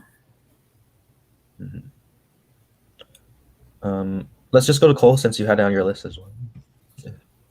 I mean, yeah, I did talk about it You did earlier. talk So But if you had anything you want to say, anything more, no, I feel mean, like- I just Yeah, I right. don't think there's anything new I would add. But other than I get that, Sarah, I just disagree. I don't know. Like, it's not even like. I think for me, like, if I thought about it visually, I probably would like the third one more. But I think 2 just has a lot more going. That, like, especially in comparison to the first one, like so much more going on. That by the third one, it's doing the same thing for me, but then also just has like a lot of things that has to juggle. But 3 is still great though. I mean, yeah, honestly, it's just give or take. I think the trailers also didn't help with it. Like, it really emphasize those like kind of stupid like kids movie elements you get. Like the whole thing with the love between the Night Fury and the Hiccup. God, I'm forgetting his name. Toothless. So yeah, I mean, it is what it is. But yeah, I do like it though quite a bit. I already said what I said, so I'm not gonna say any more. You can't force me, Matthew. All right. Yeah, I feel like so. No, I didn't put any of the How to Train Your Dragon movies on my list just because I haven't seen all of them since theaters, and I know that they would be on my list for sure, but it's just been so long since I've seen any of them that I didn't feel good to like talk about it and put it on the list. That's So, fair. yeah, I mean they're all great, but it's been too long. Yeah, that didn't stop Sam, but that's fine. Yeah, because it's a nostalgia list, not a top 10 one. What do you It's think literally it's called? called Real top Ranked. 10 animated Yeah. sequels. Ranked based on how nostalgic they are. Whatever. Okay. How to Train Hey, Your at Dragon least I 3. came in with more than 2 movies, like the original plan Yeah. was. Whoa, you did the bare minimum. Congratulations. Yep. Yeah. How to Train Your Dragon 3: The Hidden World. It's a really good film. I think How to Train Your Dragon is one of the 2 animated trilogy that's like perfect. The other trilogy has yet been brought up, but I'm pretty sure it will get brought up eventually. But the third one is such a great conclusion to just the whole saga. And like the ending itself is really, really nice. And yeah, they're just great moments. I feel like the whole part where Toothless have to depart from Hiccup was a great arc because I don't think they really do that in the previous films. So that's like once again the classic trope of separating your main characters to give them their own arc. So yeah, I like it as a whole. It's just a perfect ending to the whole How to Train Your Dragon saga. Everything else has been said. What's the epilogue? The epilogue is just fantastic. Is epilogue after or before? After. Okay, so the before is prologue. Okay, Yeah. Yes. I get those 2 mixed up. Yes. The epilogue. I don't know. It's not an epilogue. It's the end of the movie, but it's Yeah, like, when they have the kids. Yeah, When it's they good. have- Right. Yeah. It's great. Whoa, spoilers, I love Albert. Come on. I've only It seen came the out in first one. 2018. Come on. Yeah, I've only seen the first one, so I can't. No thoughts on this Yeah. movie. The Okay. first one's good. First one was good. Then I think we go to my number 6, which is Phineas and Ferb, Candace Against the Universe. Is this the one that just came out? Yes, Yeah. yeah. Okay, yeah, I forgot to watch that. So yeah, I think anyone who's like a fan of the show will probably like the movie because it just like captures the same like feeling of like the episodes, and like I think it's a really fun adventure. I think it also like captures like the theme of like the brotherly sisterly bond that they have, with the gift. And like I just really thought it's super charming. I like the songs are pretty great. They're some fun songs and really meta jokes that I thought were really funny. I think it has one of the best fourth wall breaks. Yeah. It's incredible. Oh yeah. That one's That one is weird. I think it's hilarious. And yeah, I decided I was just like, I'm gonna rewatch this today because why not? It's easy to put on the background while I'm doing homework, and it's a fun time. Yeah. This film is good. I did not like it as much as the first Phineas and Ferb Across the Second Dimension. But yeah, this is a lot of fun. Like Matthew said, it's pretty much just like an extended. How long is this? Like 1 hour and a half. Phineas and Ferb episode. So it's fun. And yeah, it's just nice watching a new content from Phineas and Ferb after not seeing one for a while. So yeah. Yeah, I mean, I didn't like it as much as the show, but that could just be because I watched this as a 20-year-old and I haven't seen the show since I was like 13, 14. But it was still good. There were some good songs, but the show just has some absolute bangers, so it's hard to Mhm. compare to those. True. But Phineas and Ferb was great, so no complaints. Any Phineas and Ferb movie I'll probably watch.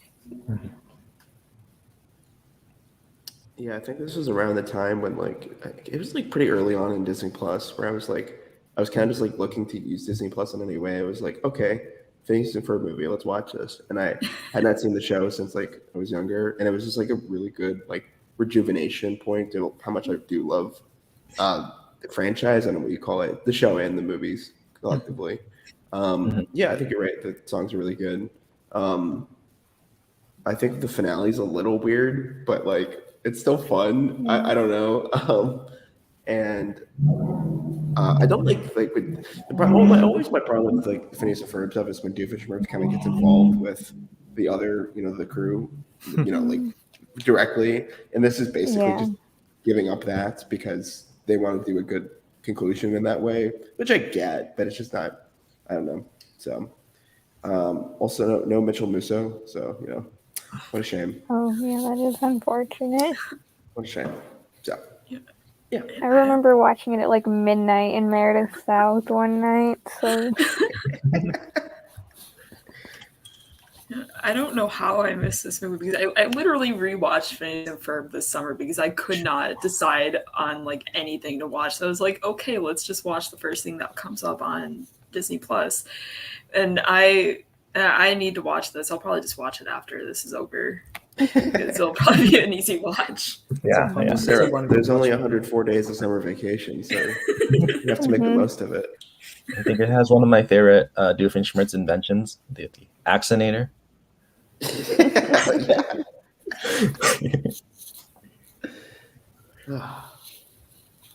Yeah. Fun. All right.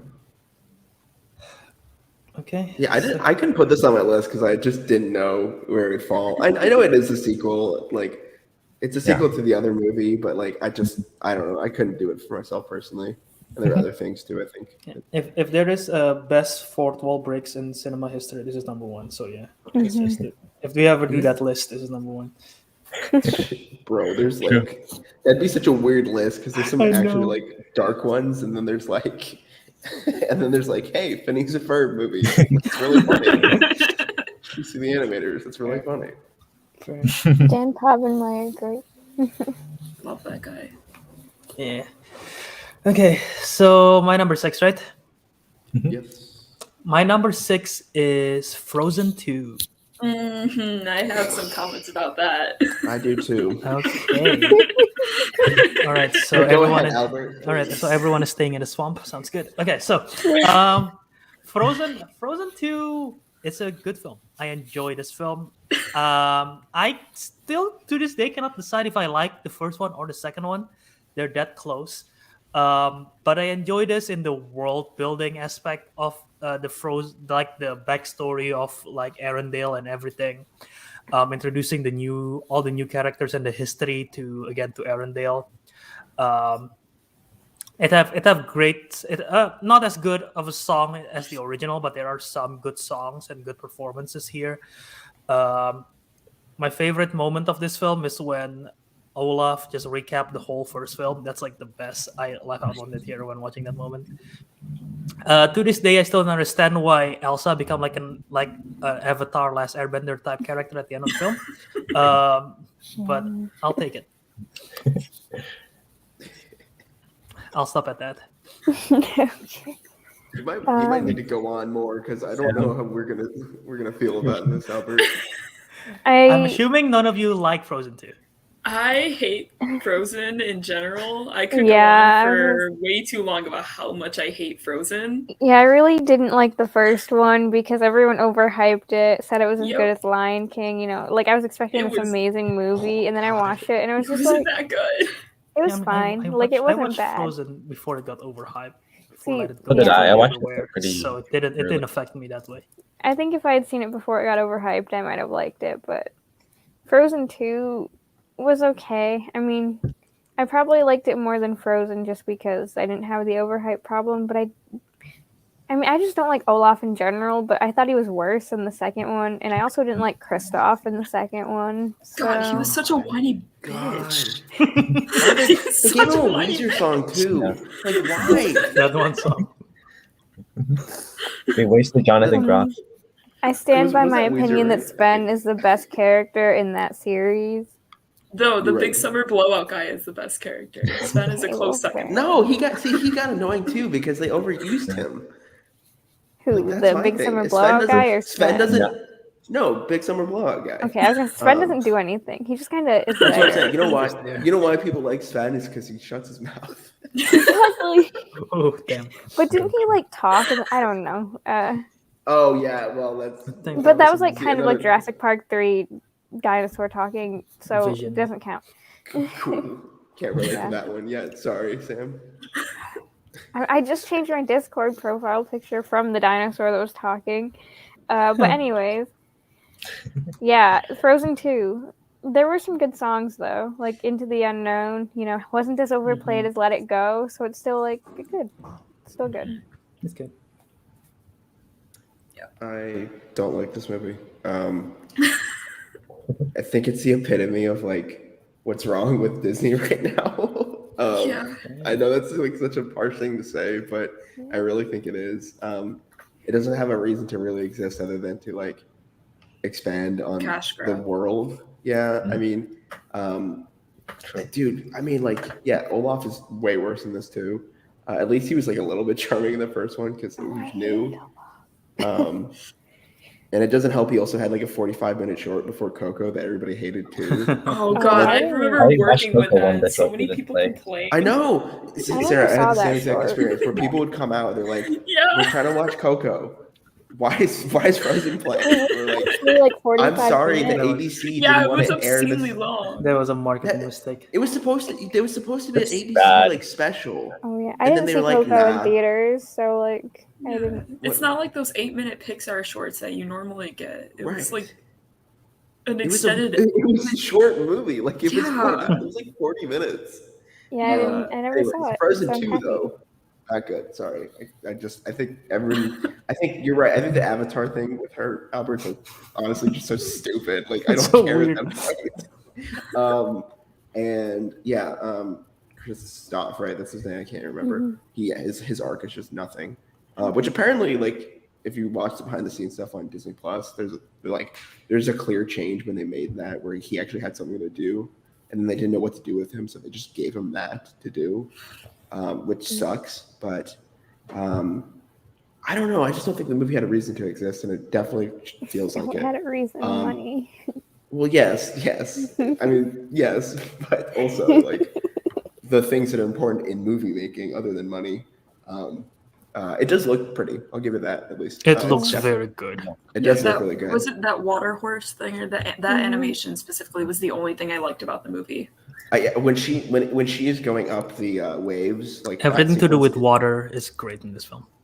Yeah, I'll give it that at least, and the Tarzan connection that is possibly that they. Oh. I guess they kind of kill it, don't they? Kill it? Yeah, they in the movie? debunked the theory. Yeah. Mhm. Yeah. Whatever. It would have been cool. It was a stupid but at least- theory, so.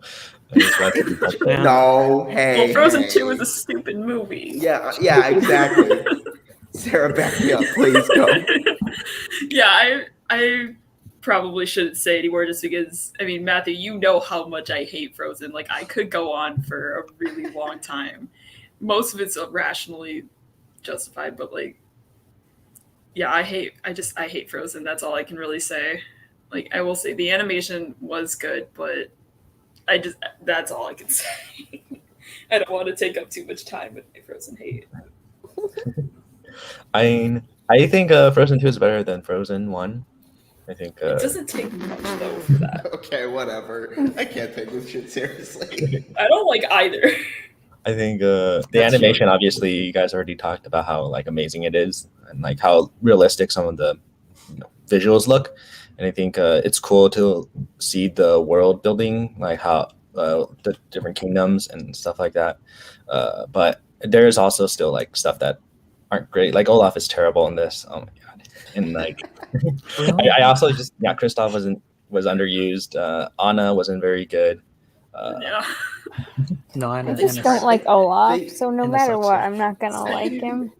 He's just worse. Yeah, they than tried to me. do something with Anna, but then it like because she was like kind of central to that, Mhm. while Elsa was just off on her side quest basically. She becomes the Um, most forgettable character of this film at the end of the day.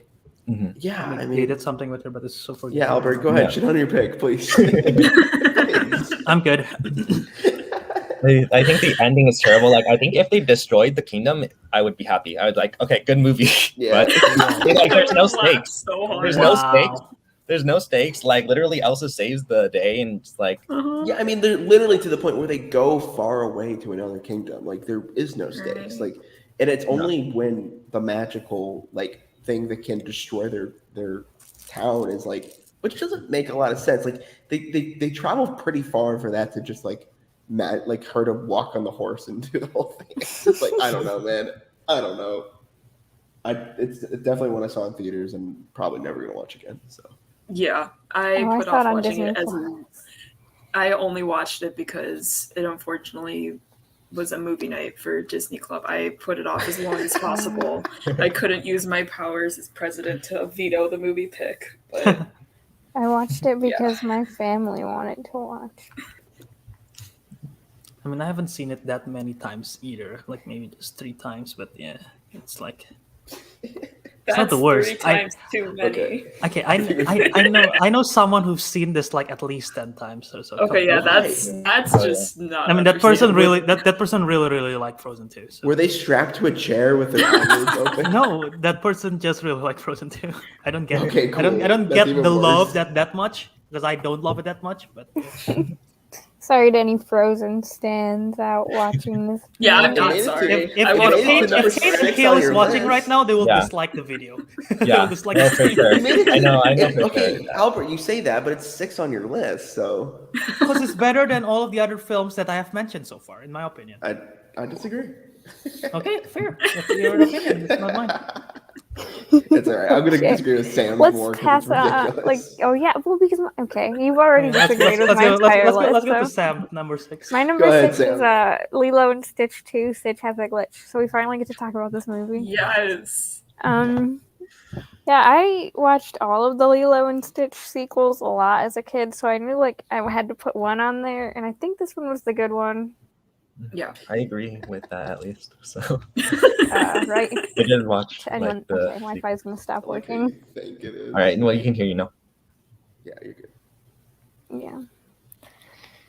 I haven't seen them since like I watched them. I think they were on Netflix at one point. Yeah, that's how I watched them Okay. when I watched them Yeah. before I I watched. had That's all when the I- the DVDs last when I time I was wa- growing up. I mean, I Same, also had all the Sarah, DVDs, same. but like I had all the DVDs, but then we like moved, so we never unpacked our DVDs, so they're all just in boxes in my basement. So you know, I have to really want to watch a movie to go down there and get it. But yeah, Stitch has a glitch. Good. I think this is a good one, right? Like the one where he Yeah. like This is, fills in I the thought this one was drawing good. based on how yeah, it's that's the one with good. the drawings, and Yeah. yeah, that's right. Yeah, it gets weird with those sequels because like the ordering on them is so bizarre because 2 different studios were working on them. So it's like the TV people were working on some of them, and then some of the movie people were working on it. So it's really Yeah. weird and confusing. I think you're right, Sam. I think Stitch Has a Glitch is the best. It is the good one.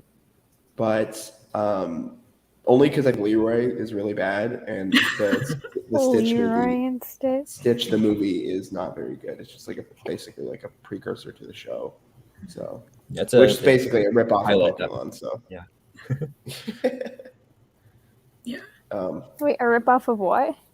Pokemon. At least the show is. yeah, the show Yeah, Yeah, it's just a because- bunch of the different. like without a different I creatures. heard Mulan and I was like, how the heck Oh, is no. the Lilo and Stitch show a Pokemon. ripoff Sorry, of Mulan? Pokemon. Sorry. I'm so tired. Like I was Um, getting food and just the entire time they were talking to me, I was like not even there. I was just asleep. What do you call it? I think I just love Lilo and Stitch way too much for me to even Yeah. put any of these on my list. Particularly as I watch them when I get older, I just could not care. I don't think they're as compelling as the first movie, but I get it why it's on the list. If there was to be a case made for some of these, that would probably be one of them, I guess. Also, was it Dakota or Elle Fanning that was Dakota replacing Fanning, them? Dakota. Dakota Fanning. That was a good replacement. I think it was actually really solid. Yeah. So I'll give it that. Yeah, that was basically my review when I rewatched it. This movie emotionally wrecked me as a 5-year-old. I have very vivid memories of Same. sitting in front of my TV, just like absolutely bawling because I thought Stitch died. Like that was just the beginning of like me watching movies and like just all my favorite characters being killed off, because I feel like all my favorite characters just get killed off at some point in a franchise. But this movie, I did rewatch it recently, and yeah, I think it doesn't have the same effect as it used to. But I think just because I did like it so much as a kid, I did have to put it on my list. So that's why it was only at number 9. But yeah, I loved this movie growing up. Yeah, no, I mean, I'm the same way. I love this movie as a kid, and so like rewatching it, I just have a lot of strong nostalgia towards it, and I love Lilo and Stitch, so and then those characters, like seeing them again in this movie, like I really enjoyed it. Yeah, I've never seen this one. I've seen Leroy and Stitch, and I love Leroy and Stitch, but I've never seen this one, so I cannot say anything about it. Leroy and Stitch ties directly into this movie, so I don't know how you watched it. I just never bought the DVD for it, so Well, it's on Disney Plus. It's only 68 minutes. Yeah, maybe I'll check it God, out. is it really I'll check that it out short? eventually. Yeah. I'll check it out eventually. Bro, they padded all of those DVDs with so many extras so you wouldn't notice that they were only like 60 minutes. Yeah. So. Yeah. Okay. Cool. Am I up? Or no, who's up? so Yeah, you're up. You're 6. Okay. Oh, my 6. Oh, I love this. No one's gonna have it, but I don't care. My number 6 is a Shaun the Sheep movie, Farmageddon. Sean, are you on? No, You say Shaun- that title Shaun- 3 times, you're gonna summon Sean to the live chat. Yeah. Sean the sheep. Sean the sheep. Um, Sean the sheep. Yeah, it's one of the only Aardman sequels, actually, other than I guess I didn't know where to put Wallace and Gromit on there because like we kind of talked about it because like Yeah. it's not, the movie isn't really a sequel to the shorts, but it's like I don't know, so I just couldn't do it. But at least I know this is directly a sequel, so it's like okay, I can put this on here. But yeah, this is great. I think it's actually better than the Shaun the Sheep movie. It's the Shaun the Sheep movie is fun, but obviously with no dialogue, it's like they're working with a lot of cool, funny visual gags that it has. But at least the premise on this one, where like an alien comes down and like everyone in the town starts freaking out, and the farmer makes like a convention or like a not convention. I don't know what you call it, like a festival for aliens and trying to get people to come to it. And the Sheeps are just trying to get him back to his homeland. And I don't know, it's really fun. It was one of the better things that came out last year for Netflix, and I would recommend anybody watch it. It's a fun time, and if you don't at least laugh once, like you're not human. So Yeah, I've never seen this. I can't comment. cool, Matthew. You haven't seen it, right? I was gonna watch it, and then I realized Who texted Thank you, her? Sean. Thank you, Sean. Yes. so yeah, I realized that the Hi, first John. movie was not streaming.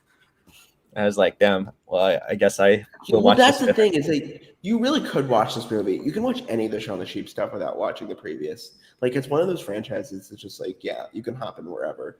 To the point where if you had asked me, I would have said just watch it because it is better than the original movie too, which helps. Mhm. Except the ending. The ending in the original movie is fucking great. It's so sad and great. But yeah. It was Albert, nice you to have see that this was nominated for the Oscars at least. Like, Oh, that's right. Yeah. I knew it both was of them gonna were win. nominated, so it Yeah. was nice to see.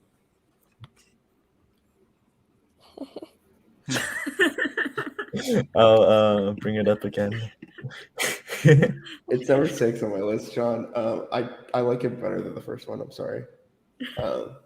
No, sorry. I like it. I said what I said. I haven't seen any of the movies, but the shorts were really good. It's more of the same. So you'd probably like the movie. Yeah, I've never seen the film either. I've seen a lot of episodes of the TV show because my very little cousin like it. So whenever I turn on the TV, it's there. But yeah, I've never seen the film. Does he I talk? feel like in it's Sean? nobody talks. Nobody talks. Okay, good. They just make Yeah, they sheep make noises. grunts. Yeah, I was grunts hoping and it would be things like that a sound Tom like- and Jerry, the movie. Like it's not the new one, but like the older one where they They, sing. they talk, yeah. They talk, yeah. No. In that. I think he meant above or no. I Yeah. guess. Yeah. No, there's some good ones. in Well, there, you'll Sean, find so- out right now. There's We'll some find good out. ones. If at you stick number around, one. There's you one might good find one at out. number. Yeah, nobody talks in that, Alright. so you just Okay, grunts. good. Good. Just making sure. Thank you for the correction. No, we know. Yeah. All right. Cool. That's it. And I think we go. Sarah's.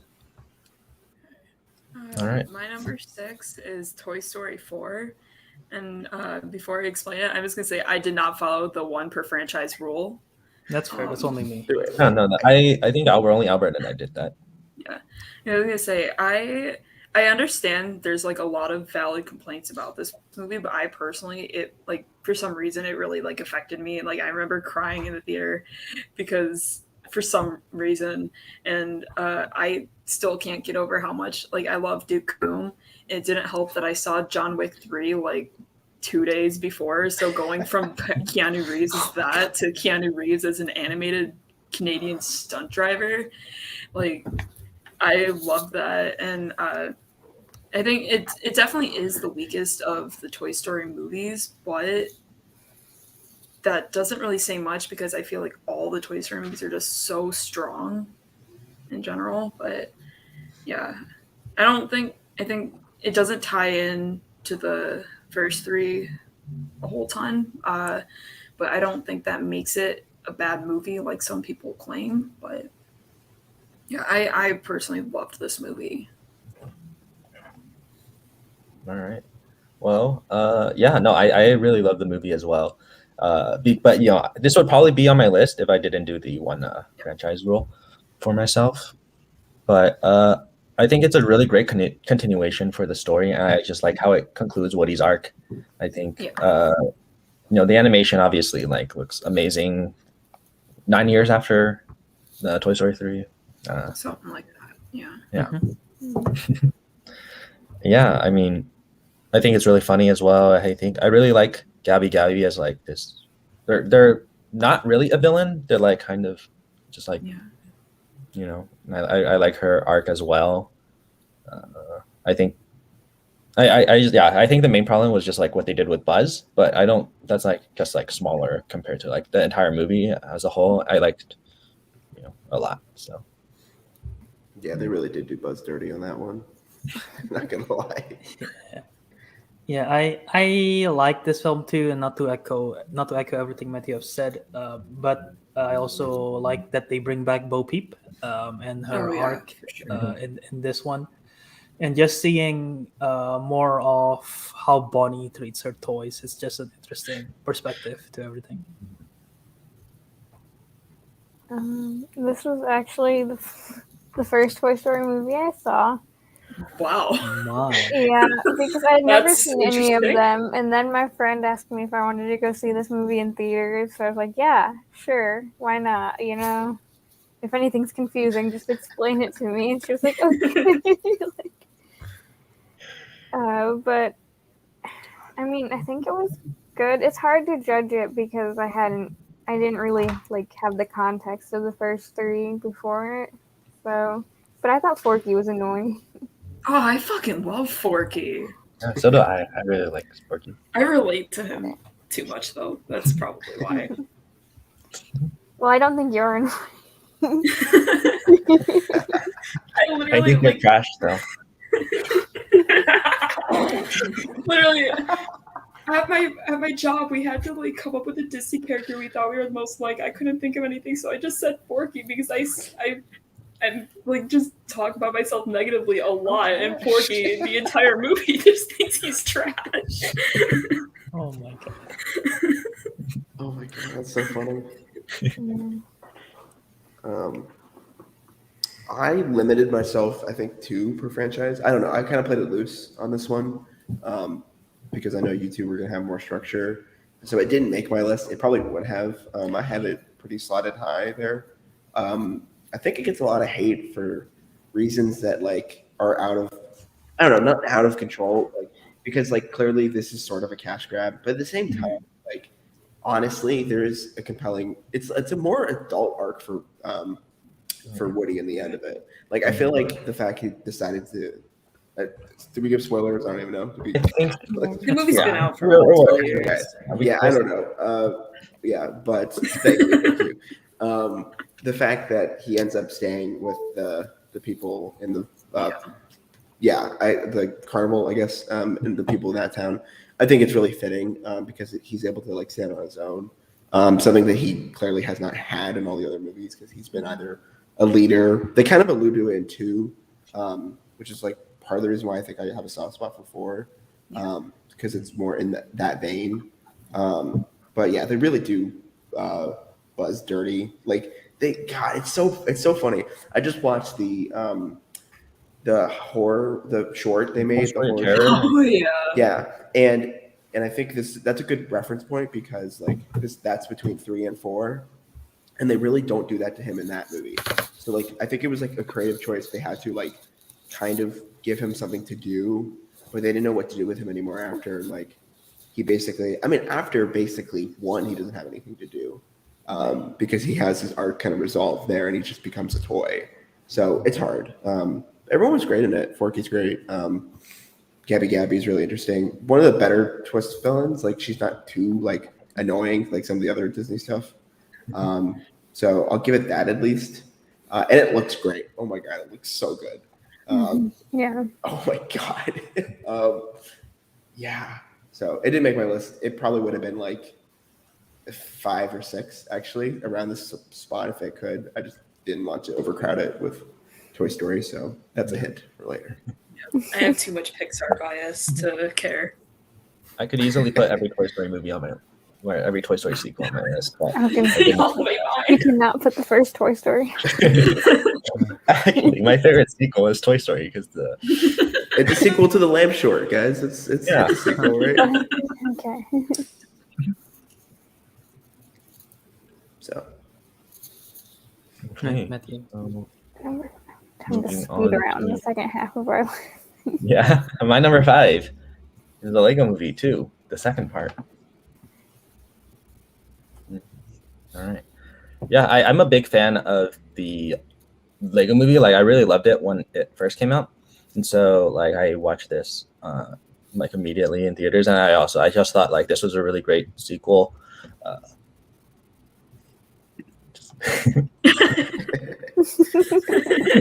wow, Sean, you don't give the praise to Shaun the Sheep movie, but you give it to the Lego Movie. Okay, that's fine. Well, he said where's Shaun the Sheep 2 being ranked better be 1, so I mean, Yeah, but like, there's a lot think more the- excitement on that one. I'm just gonna say. Go on, Matthew. I think the first movie is definitely better, like more unique, and like how like with the story that like Emmett goes through. But I think the Lego Movie Part 2 is still pretty fun.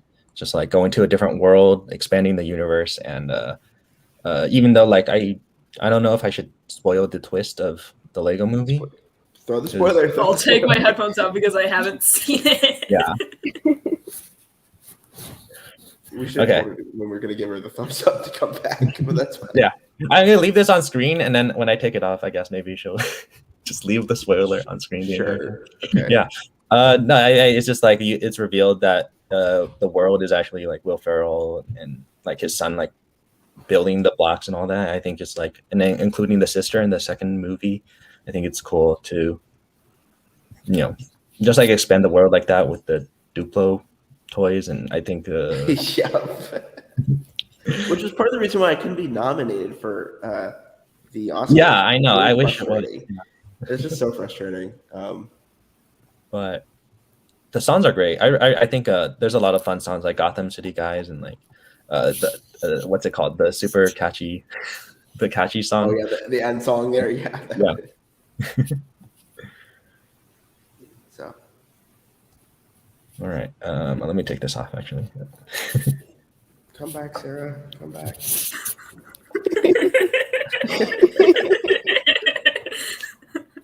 Okay, she's back. All right.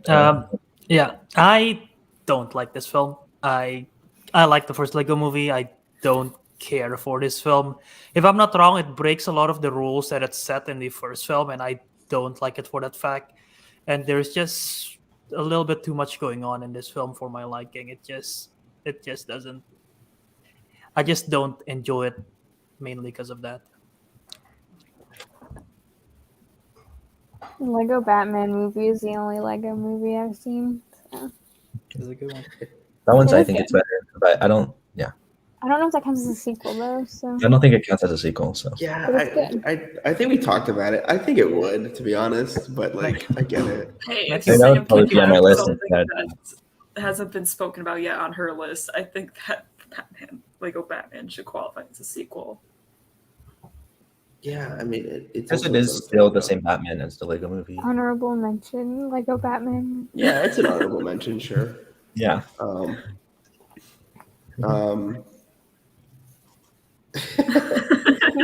I disagree. I actually think Lego Batman's pretty average too, though. No offense, even though I know we're just hyping it up. But yeah, this one just came and went for me. Like I was actually pretty excited to go see it in theaters, and mostly because like the first one was such a surprise. I mean, we all forget that like the first Lego movie, like nobody thought it was going to be that good, right? Like, let's be real. You know, you see that poster, you're like, okay, whatever. But yeah, I mean, the end song's cool. I like the apocalypse stuff at the beginning. It's kind of fun. I don't know. The villain's whatever, and it's not really a villain. And I don't know. It probably would have made my list. I could have made an argument for it at the bottom, but I just honestly like it'd be stretched to say that. So yeah, but it's okay. It's just not probably something I remember that fondly. So off to Sarah. Yeah, I haven't seen any of the Lego movies, but I really like Legos. That's all I have to say.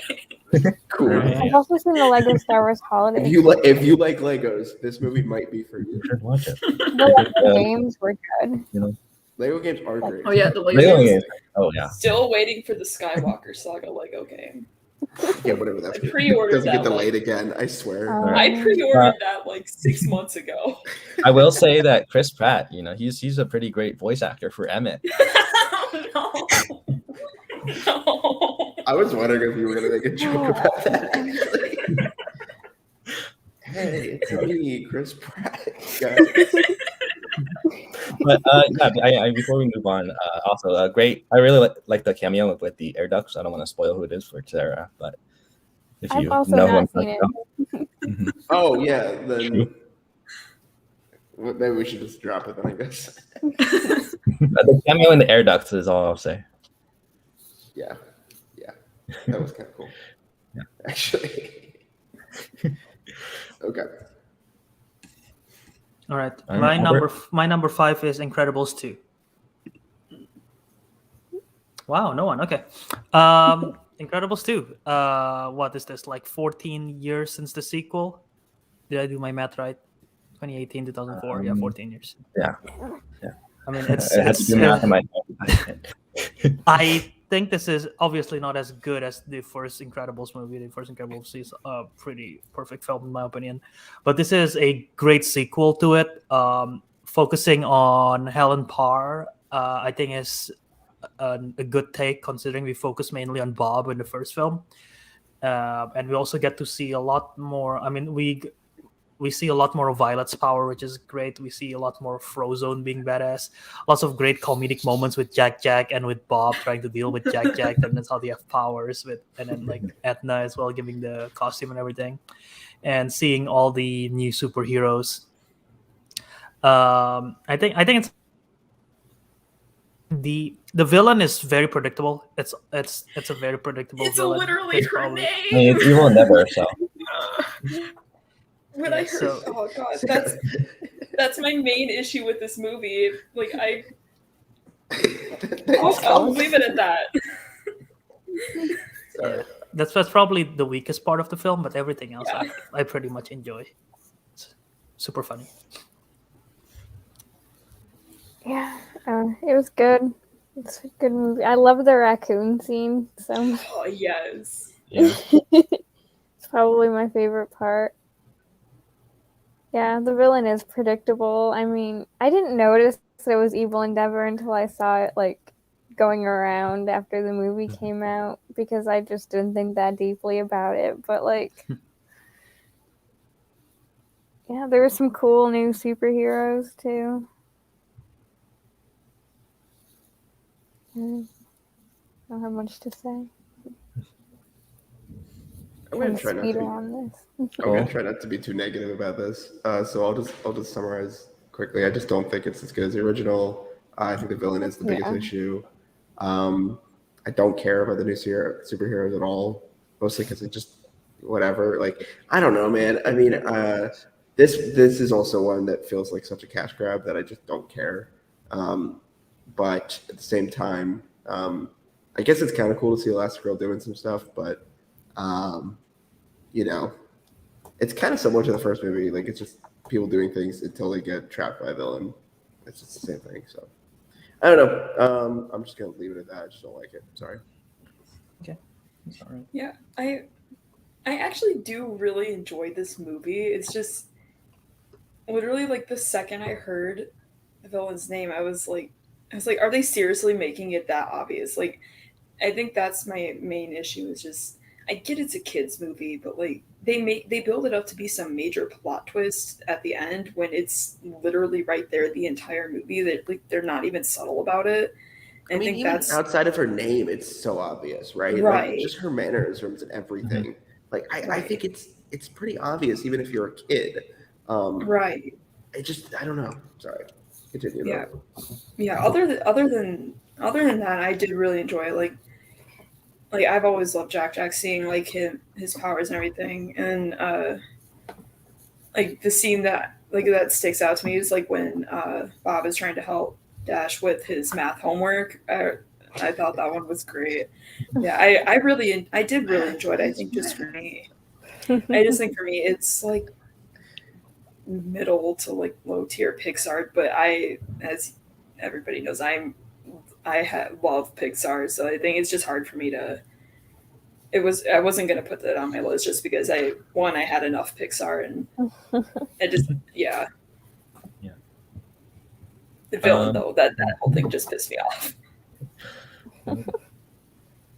I actually like the villain. I don't think just because it's predictable, I don't think it makes it a bad villain. Like I think it works, especially given like our current time period, like how they made it work with like how people are always on their phones and stuff like that. Like I guess and then I really enjoy Jack a lot more. I think that scene with Edna, yeah, really great. Bob Odenkirk, Catherine Keener, both like great additions to the voice cast. I think they really work for their characters. The new superheroes I feel like their designs are not very good. I think like in the first Incredibles, like it's just like you have all of them look great, and then also like I think Gazer Beam is pretty cool. Like Dyna Guy. I just like other superheroes. I think like have much cooler designs, and then they like created them for Incredibles too, and I don't think it really worked super well. None of them are particularly memorable, besides Void because she has more screen time. I just thought it was funny that they made a superhero where their superpower was acid reflux. Hey, that one's pretty I don't- relatable. But yeah, I mean, I think we should move on a little faster. So So it's my number 5, right? Mhm. This might be the one where people actually rage quit on me, but I promise it's nostalgic. it is at least fully animated. So Oh no. It is animated, unlike you didn't. unlike You the cut out second there. perfect there, but You cut out there. I haven't said it yet, but Oh, okay, I wasn't sure. I haven't said it. So. Get on But with yeah, it. What is it? I was about to say it, and then you interrupted me. So, Stuart Little 3, Call of the Wild. Oh no. Oh no. I told you this would be the one where people are raging with me. But I remember watching this movie a lot as a kid because we like had it on VHS, and my car, like my family's van, had a VHS player built into it. So every time we would like go to my grandparents' house on my dad's side of the family, they lived like an hour and a half away. My brother and I just like sit in the back seat and watch this movie. So I know it's not good. I promise I know it's not good, but the memories are good. So it's good by association. Yeah, there's a third one. It's like fully animated.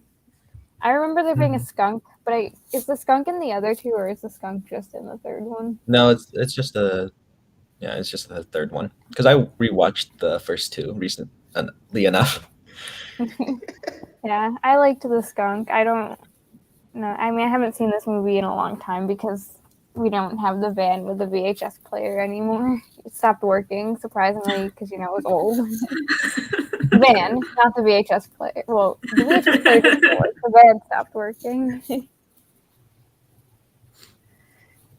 Okay. Cool. I'm going to refrain from commenting in the sake of time, but I don't have anything positive to say. So, Sarah, go ahead. I haven't seen this Stuart Little movie, but I fucking hate Stuart Little in general. So if I had anything to say, it wouldn't be good.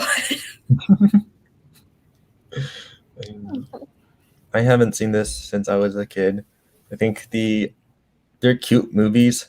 Stuart Little 2 is crazier than the first one, and I haven't watched 3 recently enough to say more about it. Yeah, I don't think I've seen this one. I saw the pictures. It looks bad and it looks horrifying. So I'll just stop at that. The animation looks trash. Hey.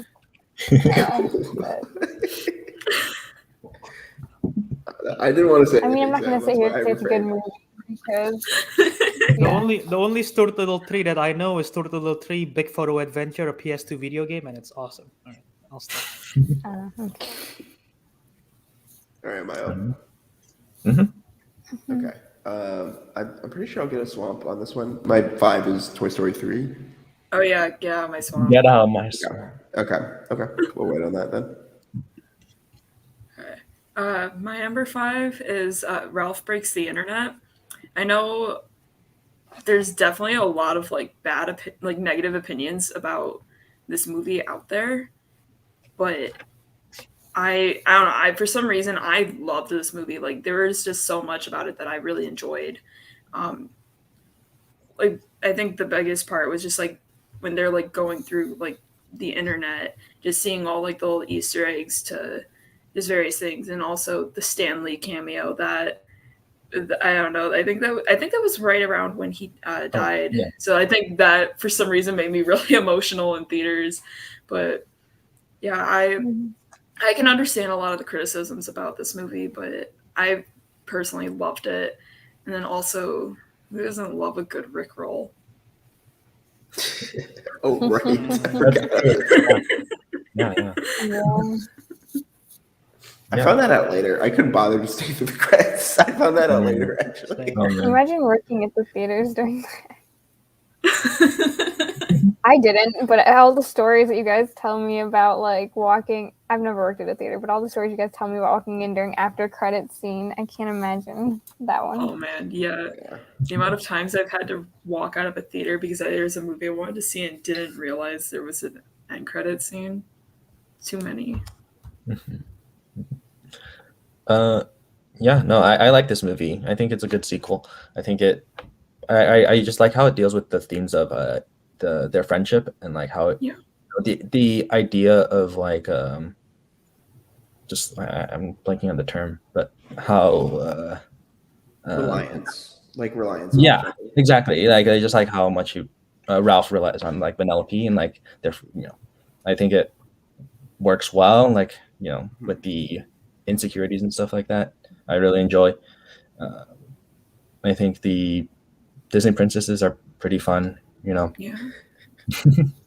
When they save Ralph from falling.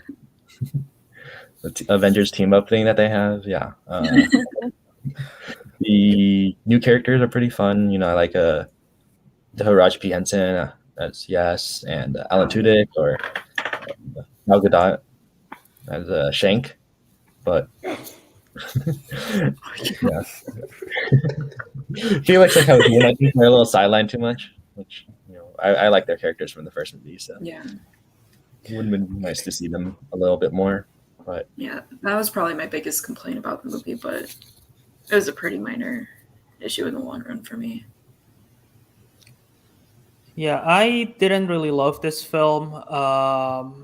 I like the first Wreck-It Ralph a lot. This one, similar to how a lot of people criticize Space Jam 2 for being a Warner Bros. HBO Max IP spam, I have the same feeling It's for this. terrible. Even though they clearly used the characters a little bit better in Wreck-It Ralph, I still have the same opinion of it. It's just like there's a whole sequence of it. I'm like, get it over with.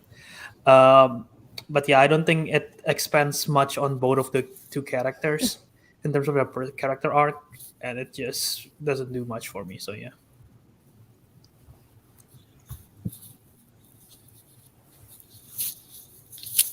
Have you seen it? I remember like seeing it in theaters and thinking it was like okay, not as good as the first one because I really liked the first one. But then I read everyone's criticisms about it, and I was like, wait, they're kind of right. That just Like reading the these people criticisms kind of have a usually, point. usually when I read like criticisms of movies that I love initially, it just makes me love it even more because like I'm stubborn. Well- If somebody tells me how to think a certain way, I'm gonna go the opposite direction just to spite them. Because I mean, I didn't love the movie. I thought it was just like decent, but like it made me think like it makes you realize how weird their friendship really. Like he's a full-grown adult and she's a child. Like that's weird. It's all relative because they like They're video game yeah, the radio right, characters like age is. Hold on, non-existent, I Yeah, guess. Like with I mean, yeah, but like their ages don't represent how they look, I suppose. I mean, John C. Riley and Sarah Silverman. I don't know actually like what their age difference is. So like, Yeah, yeah, but it but doesn't really matter what the actors' age difference is in that they're case. just video game characters. So. Yeah. Is that all I have to say, Sam? Yeah, I don't Yeah. remember a lot about this movie. I just Okay. Go ahead. I'll kind of piggyback on what Matthew and Albert, at least Matthew more on the positives. I do kind of like the arc that they go through in that movie. I think I don't have the biggest connection to the original one, so I kind of just saw this one on a whim, and like it's okay. I don't think it's as bad as everyone makes it out to be, but at the same time, like God, all the promotion stuff is just terrible. Even the internet stuff is just bad. But particularly the Disney stuff really annoys me. I like it's just God, and I like the princess scenes are like interesting, but they almost feel like more interesting clips to watch than as a part of the movie that you're telling. Especially when like the previous one relied on like cool, unique video game concepts that were different, even though they had their characters. Like there's Sonic and a couple other things in the original movie, but like. Mm-hmm. I don't know. I felt like it relied way too much on that. In this one, I think Gal Gadot's character is so forgettable that like the fact you could remember her name, Matthew, was surprising. Along with Taraji P Henson's character, like I just God, it's like it's a premise to get to spots, but then nothing happens. The only thing that really happens is character development between them, but they're just in different locations and they're separated the entire movie. So I don't know. I'm just gonna leave it at that. But I get why you might like it, Sarah. It's just not my. I don't know. Yeah, that's like one that like I knew would like there's a lot of mixed opinions out there. I think I think for some you're reason, right. it really stuck with me. Yeah, the criticisms on that movie are way too harsh for what it is. But then some of them are pretty valid. So it's I don't know. I don't know how to land on that one. So yeah. Okay. Well, let's go to my number 4 then, because we talked about this and we said that we would it was okay to put it on our lists, and it is Wallace and Gromit: The Curse of the Were Rabbit. Okay, you know what? I thought we're not allowed to put this on the list. We talked about this and said that we could. Okay, can I don't- bump out I've- Cinderella 3 then out of my list? Yeah, can I? Well, I don't know what I'd bump, but I'd bump a couple of things. A couple of things. Takes off a couple All movies right. to add one movie. And things would get shifted. I'll just say that, Sam. Okay. Well, you know, at least we get to talk about it now. Yeah. At least you Great. still get to talk about it, because this movie is great. This is one of my childhood movies, and it was like, I think when I watched it, it was really scary to me for some reason, like because I don't even know how old I was, but I think it's You were 20 extremely years old. charming. Like I just think Wallace and Gromit, like they're super witty characters, and I love the use of claymation. You know, I just think that style is really cool, and with a little bit of CGI, I think, right? Yeah, I think so. It was a little I bit. Yeah. don't know. There's some really great like visual gags that were really funny, and that like I've seen more horror movies, and so great to see those parodies. The villain is definitely like one of the weaker parts of the movie, but I don't know. I just think they're charming, and it's just fun to watch because it's Wallace and Gromit. Yeah. If I knew that this would be on my list, then this will probably be my number 4 as well, bumping everything else down. But yeah, I like this film. I just like the Wallace and Gromit shorts and everything that they do since I was younger. And this one did definitely terrify me too when I was younger, because the Were Rabbit transformation sequence is pretty scary. But yeah, I just enjoy all the gags. It's very. Where does this film come from? Is it Australia or Britain? Yeah, London. They're based out of London, London. right? Yeah, it's very Yeah. it's very British humor, and I enjoy that. So yeah, the claymation is also great, and the final act is awesome. So yeah. I haven't Sam, seen you it, so I'm just gonna go right past me, for the sake of time. Yeah. I love this. It's it's not my favorite Aardman thing, but it's definitely up there. It just feels like a longer version of one of their shorts. I think when those elements that are used to extend it, kind of like the love romance and the hunter villain character, like that, those things are there to kind of extend the runtime, which I understand. I mean, that's the truth of it, right? Like Yeah. you inherently realize it's like 90 minutes or something like that. So, but it's really good though. It's more Wallace and Gromit. How could I complain? So we need more cheese. So Like She's the a Rube character. Goldberg kind of like setup stuff. yeah. It's I don't know. It's been a while since I've seen it, but I always recommend the shorts to people because the shorts are fantastic. I think all the shorts kind of outweigh the movie, but the movie is like a culmination to a lot of those things. Like they pull in elements from the shorts too. So, I love it though. So We were talking about time again. So what we watched in like middle school or elementary school, and I watched a lot of Wallace and Gromit in elementary school, I think. I did too. That's so funny. Yeah, like we roll out the card and we watch like the hidden the trousers. What's it called? The Ron Trousers. Yeah, the Ron Trousers. Yeah. The wrong trousers. I have not seen this movie, so I will also refrain from commenting. Okay. All right. Albert. Okay. Number 4, right? So my number 4 that I submitted is Monsters University. Get out of my swamp. Got out of my swamp. Okay, I'll gladly get out. How do I say that in a not good way? But okay, go ahead. My So number Sam. 4 is The Lion King 1.5. Because Okay, so it nostalgia. made your list. It did make my list. I'll take it. So this one is another one. Well, okay. I mean, there's more reasons than just this. But the first reason is because This one had some great games on the DVD. Okay. Like all three I'll give you Lion- that, Sam. Sam, I will give you that. That's it. The games are so good on this DVD. All three of the Lion King movies had like a virtual safari game, and the Lion King 1.5 virtual safari is the best one out of the three. And there was also like Who Wants to Be King of the Jungle, which was like a parody of Who Wants to Be a Millionaire, but they actually got like Meredith Vieira to host it. So like, but then Timon was also there. It was great. The games on this DVD are top tier. Like I'd recommend buying the DVD just to play the games. But also, like, to this day, my brother and I'll still sing the Dig a Tunnel song when they're like, what was that? Quick before the hyena comes.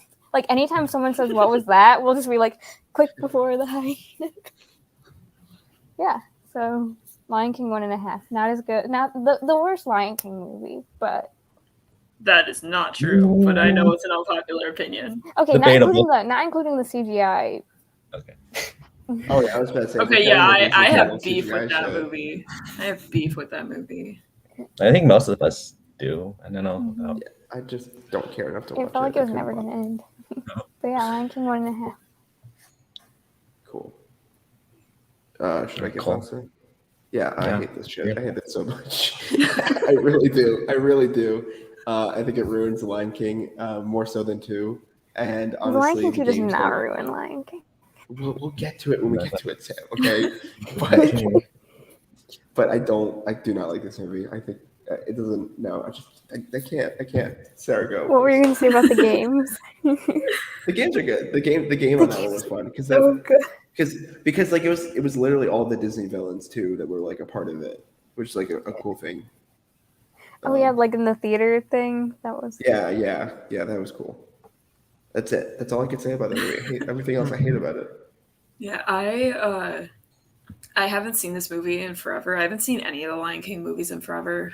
Like, for some reason, I've just never been a huge Lion King fan, but I think this one I like more than Lion King 2, simply because of the fact that, like I already said earlier, if somebody tells me to like a certain thing, I'm gonna go the opposite just to spite them. So I think that's kind of what's happened with this movie over time. Is too many people have told me that the second one's better, that I just like double down on liking 1.5 more.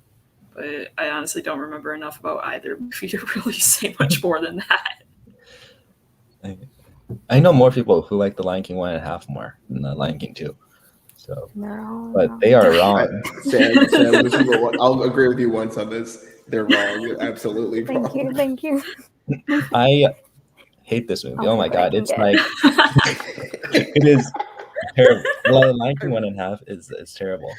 It's so bad. Like it's like So unnecessary to like have Timon and Pumbaa be like, oh, we were in the first Lion King the entire time, the entire first half, and then it's just like ruins the entire like the Lion King, and then Okay, but Dig a Tunnel is a bop. Can we all at least agree on that? no. okay, I it's fine. I didn't care much. I'll about back it. you up on that, Sam. I didn't care Thank much for you. any of the.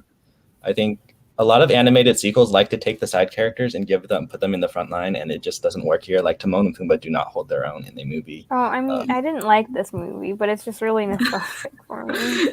You didn't like it, but it's number 4. I think the fact that this came around at the same time as Home on the Range just shows what quality that Disney was at the Oh, time. yeah. So that's all I could say.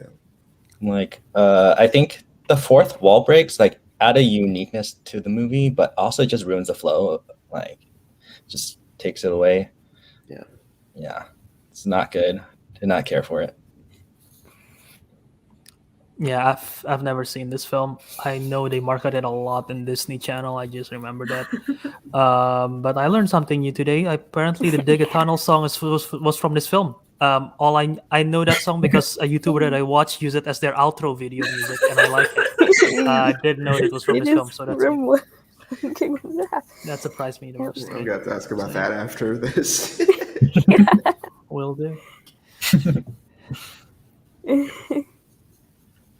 All right, so All right. number 4. Cole, what is your number? Yeah. Oh, okay. We have to explain this one a little bit. But my number 4 is Batman: The Dark Knight Returns Part 2. So, all right, Albert. Listen, I see your. I'm trying to remember which one this is. That's what This I'm is the making one the that's face. so this. Well, I'll explain if you can believe it. This is the sequel. So this is like the adaptation of The Dark Knight Returns, which is the famous Frank Miller story. And this, I mean, I'd recommend watching it. It's definitely one of the better of the DC animated stuff, other than like some of the classic Justice League stuff, based off of that TV show. But in terms of standalone, this is really solid. Obviously, you need to see part 1 to see part 2, but like I think this gets all the good moments in part 2 that part 1 doesn't get. Particularly like the kind of sequence with Joker, and then also the fight with Superman at the very end, which at this point in time, like so many people have lifted from this story that like it kind of seems like it's been done here and done, but it's really solid. I'd recommend it. I'm sure nobody's seen it, so I'm just gonna leave it at that. Yeah, I haven't seen it, but I love Batman. I just haven't seen any DC animated stuff, so I'll definitely have to watch that. Yeah, if you're gonna watch one of them, I mean, like these two-parters. My favorite DC stuff is not sequels, so you can imagine that like it's hard to pick for this list. This is technically a sequel because it says part 2, so Yeah. it counts. Yeah. But the two, part 1 and part 2 in this are really solid. I'd recommend them. Yeah, no, I enjoyed the DC animated stuff, but haven't gotten around to this one. So Yeah, I've also haven't seen this one. I've read the comic though, but yeah, I've never seen this one.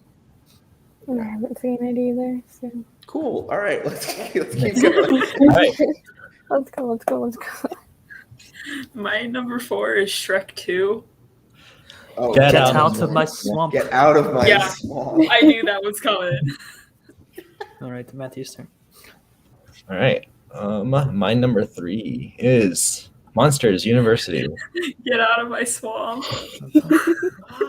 All right, my number 3 is How to Train Your Dragon 2. Oh, right, yeah. All right, there. I love the whole trilogy. I think this is slightly better than the third one. It's just the dynamic between Valka is such an interesting character to add to the mix in this one, and then the dynamic between Valka and what's Stoics with Stoic, and then their dance sequence, and when they reunite is such a great moment. And again, spoiler: when Stoic died, there was a big moment. So it's a ballsy move, and it definitely tug on your heartstrings. It's a very great sequel, and I like that they did a time jump from the original film to show that they have progressed. Also, the opening scenes with the sheep toss, it's great. Haven't seen it, so Okay. Sorry for spoiling it. I was fine. I already knew about that. That got spoiled to me a while. Okay. Yeah, I mean, I think basically what Albert said is what I would say. It has the emotional moments that 3 doesn't have, and 1 like has to do all the setup for that it doesn't have time to do. So it really kind of revels in that. I think the villain is kind of underwhelming in comparison between all 3 of the movies, but at the same time, my defense of it is that like the villain is so much more than just the one guy in this case. That like it's like the overwhelming force of his group is just like overpowering compared to the other villains. Like I don't know if that makes sense. Like as a whole, it's just more threatening in that way. So like there's feels like the stakes are pretty high, particularly when they're like trying to get all the dragons back after they get like boarded in the ships in that sequence.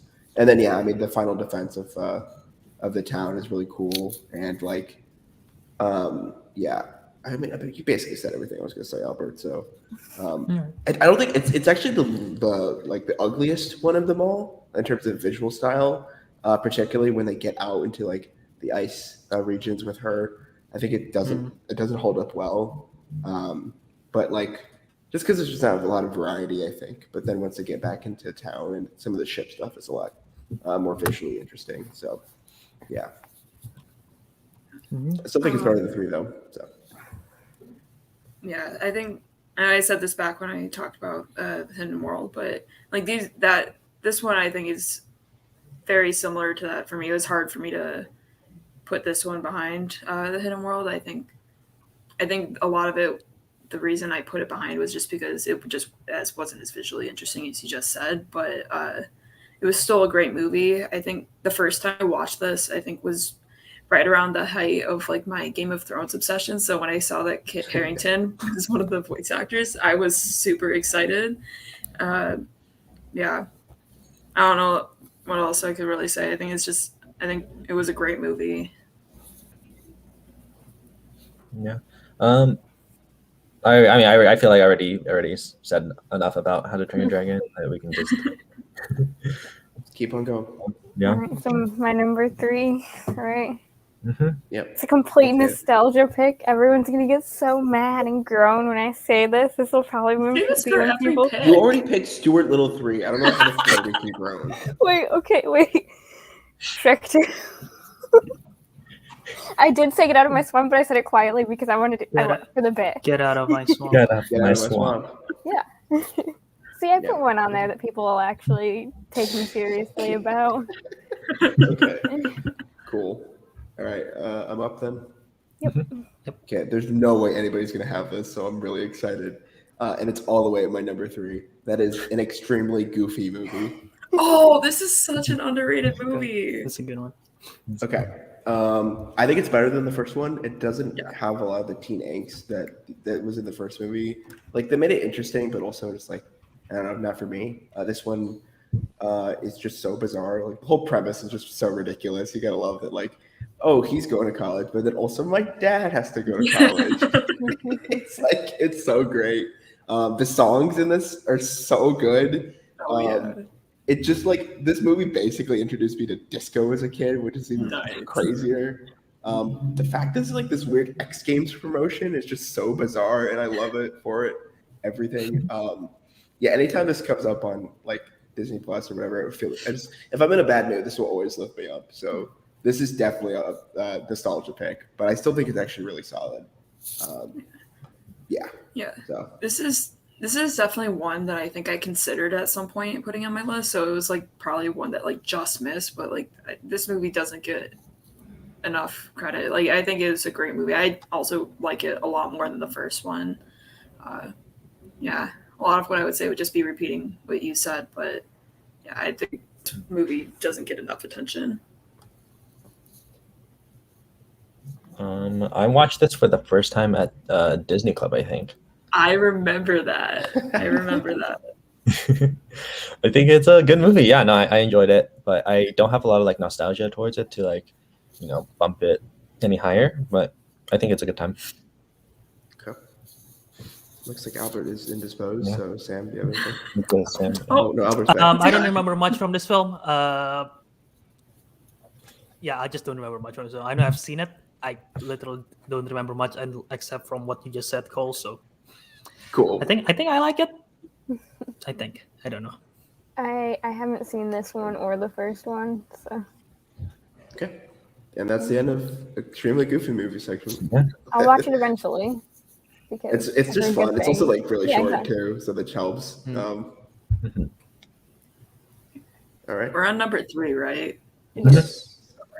My number 3 is Toy Story 2. Get out of my Get out of my swamp. Moving right along. All right, my number 2 is Shrek 2. Get out of my swamp.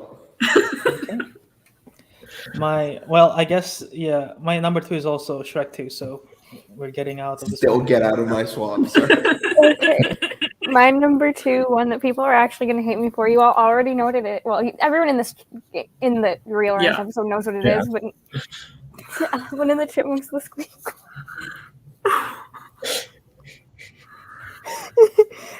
Yeah, okay. I actually did write out stuff for this one because I knew I would have to defend it.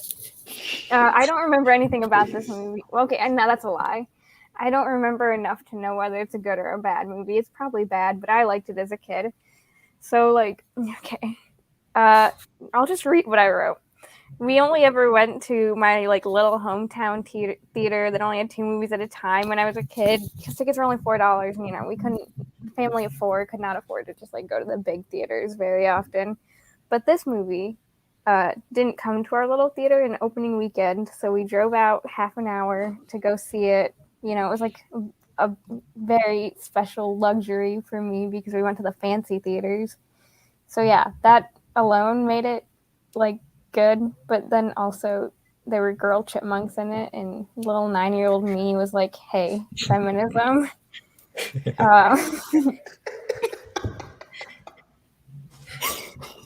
Also, I bought the CD for this movie, and I listened to it all the time, like an embarrassingly often. Like my CD case was all cracked because I just carried it with me everywhere and like put it in my little CD player. I listen to it all the time.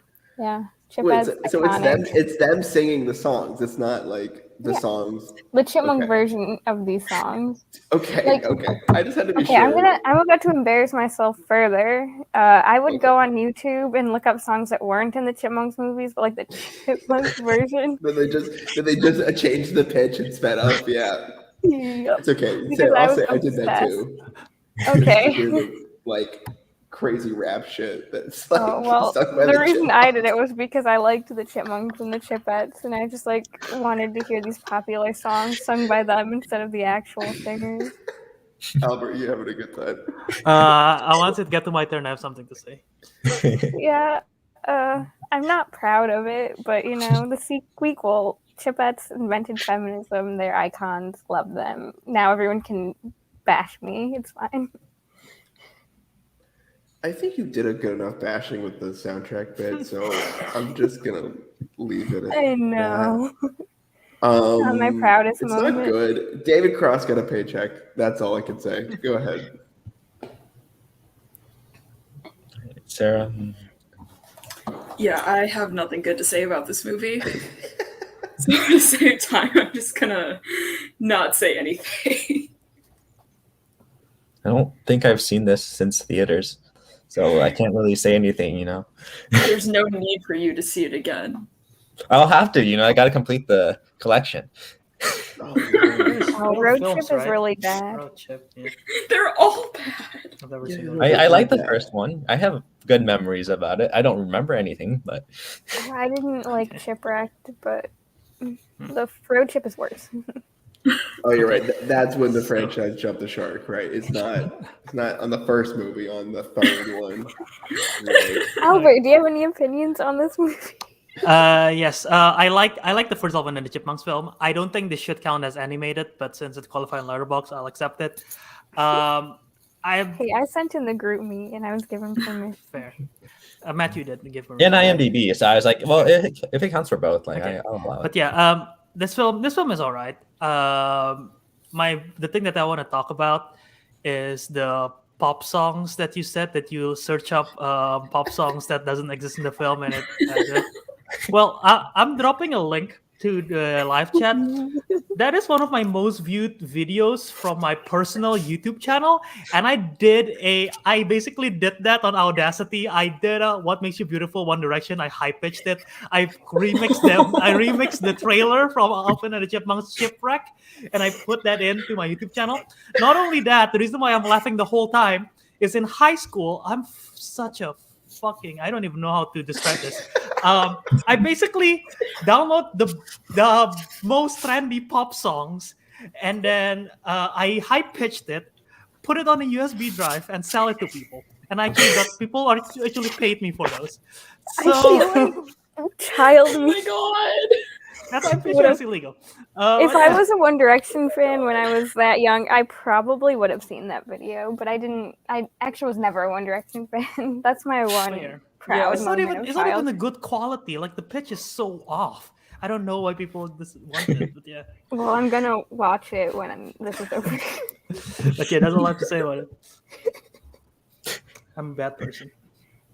Hey, I have So completely what? just revealed myself here, so I don't think anyone can go lower than I just went. No, I think Albert just went lower than you. The fact that I earn money off it is the Like this kind is of the YouTube. This person. is like real. People can like watch this 20 years from now and be like, she what? I have so many questions about this. This is for another time. Okay, can I go to my 2? Yep. Yeah. Okay, it's Toy Story 2. Get out of my swamp. Okay. Okay. We have the same topic. Let's switch. All right, Sarah, My number 2 is Toy Story 3. get out of my swamp. I guess we're going straight into my number 1. So, Am my number 1 wait. Okay. I have so many questions then. is Toy Story 3. Yeah, this is my favorite Toy Story movie. So I did not include the other. And yeah, no, I mean, I think it's I remember watching this in theaters, and yeah, it was just like it's been my favorite ever since. It's like it's definitely in my top 5. I think it's my top 5 at least, but it's definitely up there. And it's just like as one of my favorite movies, and then I think this is like the perfect conclusion to Andy's story, obviously. Like I think when we were talking about Toy Story 4 earlier, I really like how I basically grew up, with Andy, I guess. So when this came out, I definitely like got emotional. I think the mature themes and like of letting things go, like going through that journey, I think it was really effective. And like the themes of getting rejected and like being forgotten, I really think that it was like powerful. And like the ending, I just like hurts a lot. When he's like giving all the toys to Bonnie, like I know, yeah. And I also just think it's a fun time. When they're at Sunnyside and like all the cool characters. I think Lotso is a great place to fill in. Like I think it worked really well when I was in theaters, at least. That but rewatching it, I don't know how. Like just because I already know, I guess. But I think the Barbie and Ken stuff is fun. The Prison Break aspect is really creative. Yeah. I don't want to go too much, so I'll let everyone else speak. I like this film a lot. Again, the Toy Story trilogy is almost perfect. And yeah, this film is great. The ending, obviously, is the one that people talk about a lot. Even the one when they're in the trash compartment flame thingy and they both we burn alive. That's a good segment as well. I don't really. I think the part where they turn Buzz Spanish was kind of stupid. But aside from that, pretty much the movie was pretty good, and like just moving on, like Andy growing up, and yeah, that whole part. And it's also nice that we got introduced to Bonnie and seeing how she plays differently than how Andy plays and everything. But yeah, overall solid film. Okay. The first time I watched the first 3 Toy Story movies was last year. Yeah. But the third one was good. I can't remember if I liked the second or third better. I knew about the Lotso thing, like that he was gonna be, the bad guy. But I don't remember if that was supposed to be a twist, but it wasn't. Yeah. I think so. It was a twist, yeah. All right. I mean, because they had already been out for years at that point. It was like a soft twist. I mean, it wasn't like Yeah. I mean, it wasn't like, oh my god, I Yeah. can't believe it. It was just like, well, we were building to it anyways, but yeah. Yeah. Yeah, it's more so of a reveal then. Like it's not really a twist. It's just a Okay, reveal. then I knew the reveal. Yeah. But yeah, the themes are good. Like, I guess moving on and all that. They're good. I don't know. I wish I had seen these movies as a kid because I feel like they didn't mean as much to me because I watched them when I was like 20. Mhm. So Yeah, I get that. Yeah, this was my number 5, so it wasn't necessarily all the way up there, but it's still really solid. I I mean, you guys pretty much said everything that I was gonna say. What I will add is that the fake out death in the incinerator is quite dark. And there's a video on YouTube where some guy showed his mom the movie, but he cut it off at that part. I've seen that video. And that's gonna be the darkest, funniest thing in terms of Disney stuff I've ever seen. Yeah, I like the Spanish buzz bit though. I'm gonna disagree with you, Albert. I like it. I like that. It's a lot of fun. I think it's funny. And yeah, like particularly, I mean, God, like everybody in the theater was crying at the end of that movie, man. Like everyone just couldn't take it. It was insane. That's definitely one of the better theatrical experiences for animated stuff. At least compared to my Toy Story 4, where some kid was kicking my seat the entire time. So but yeah, man, it's really good. Buzz and Woody kind of get equal time here. So and Barbie and Ken is probably the best addition. So yeah.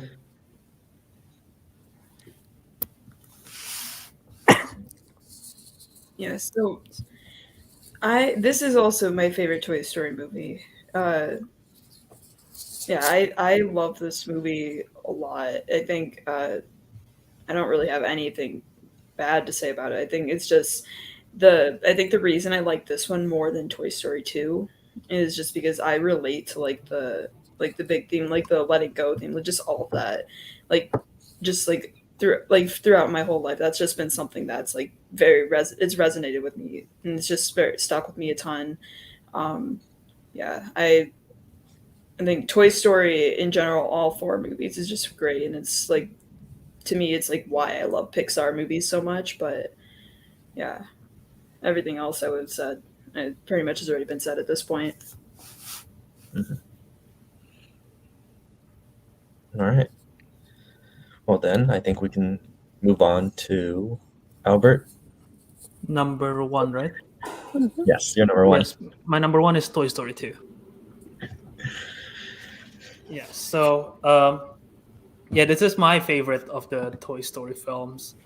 And just like Matthew, I also remember when I saw this on theaters. No, I'm just kidding. I didn't see this in theaters. I was a fetus. But no, this film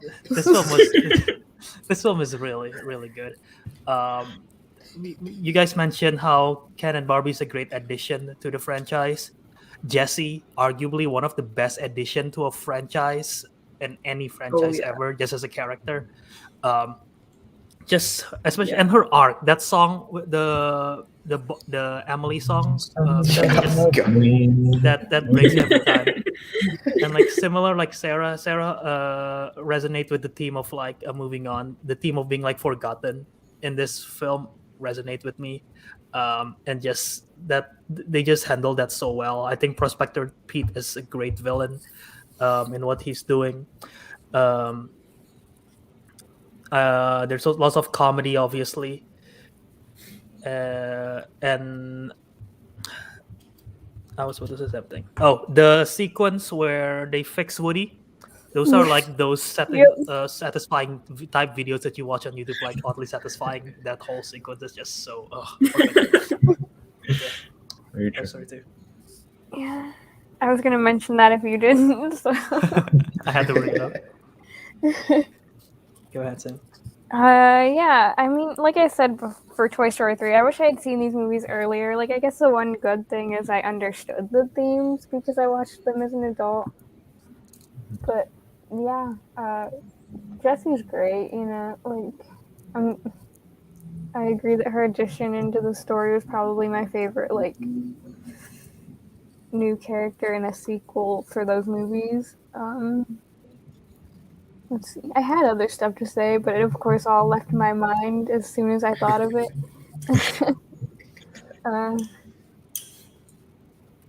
Yeah. Then I'll go ahead if something comes back to you, Sam, to chime in. Yeah, this is my favorite Toy Story. I think what I like over 3 in this case is just kind of it has more fun with it. I know that like 3 is still doing a lot, but I think the movie kind of does halt when they've like settled into the daycare. Unlike this movie where it's just like everyone's doing something, something's happening. Buzz is like the best in this movie because he just embraces the role. The opening sequence being like a fake out, it's so funny to me. And it's just like it's so great. Like I remember like this scene when he's like going across, like being so tense, and I'm like, yes, I love this. What else? Yeah, like I think Prospector Pete is still really cool too. He's probably the best villain Pixar's had. One of them, I don't know. That's might be a bold statement, but I think it's really good. And what else can I add? Oh, it has an airplane sequence, but isn't. Oh, okay. Isn't as long as Fast Six. So you know. Third act, Yes. the airport scene is great. Yes. Yeah. I feel like if I just talked about it, I could talk about every scene and how great it is, but like truly, I just love this movie. It's one where like I like this a lot more than the first. Like honestly, I know this might be unpopular. I think the first is the worst of them, and I think this is because this movie does everything the first one does, but better and has a lot more fun with it. So. Sarah? I don't really have a whole ton new to add. I think this one is right up there with Toy Story 3 for me. I don't remember where exactly they are in my overall Pixar ranking, but I know they're like right next to each other. Yeah, I think this one is just, I think the emotional edge in 3 makes it that much better, like just a little bit better for me. But Toy Story 2 is just, once again, like phenomenal movie. Yeah. I mean, I enjoy all of these Toy Story movies. I think this one's probably my least favorite out of the 4, but I just love them all. It's a hot take, I know. That's an interesting That's a hot take. take, but It's a weird take because they all have something to bring. I mean, maybe Right. you could argue that 4 is the worst. but, I know, like, most people would, but I personally Yeah. think this one is the worst. But I mean, they're all just such good movies. I think one thing I wanted like to bring up is that I think it's interesting, like within the world, how like some toys are just like collector items, and like how that works within that world where like they come to life, right? I just think that's like such a really cool like world building kind of thing. I mean, But- that's basically just prison for them, right? I mean, like when you think about it. Yeah, no, exactly. So Yeah, exactly. Let your Funkos out, Albert. They're Shang-Chi suffering. is out. So, but yeah, you guys have like said everything that's great about Toy Story 2. So I think we'll just move I on. do want to add one thing, which is that I thought about this. I think Pixar got to the point in their animation in terms of character, like quality and design, that like, although it does look a little dated, it doesn't feel like, I don't know, like things in the first Toy Story, like I look at them, I'm like, ooh, this is It rough. looks dated. Yeah. I think Toy Story 2 hit the mark just enough where like they can improve on it, but like inherently what you're looking at makes sense. It isn't weird and gross. I guess the humans are a little still, but like they're not in it that much. So like, Yeah. I guess other than Al, or not Al, who's the guy? Is it Al who's the Al. Al It is Al. Toybarn? Okay. Yeah. Okay. I thought he didn't own it though. Yeah, whatever. It doesn't matter. No, we know who you're talking is- about. Wait, You know what I'm talking about? Yeah, Wayne Knight's creepy character. Yes. You know, with the Cheetos. So, with the oh god. Cheese All right. Cheese puffs, yeah. All right. Let's continue, please. So my number one, to no one's surprise, is The Lion King 2: Simba's Pride. Again, to no one's surprise.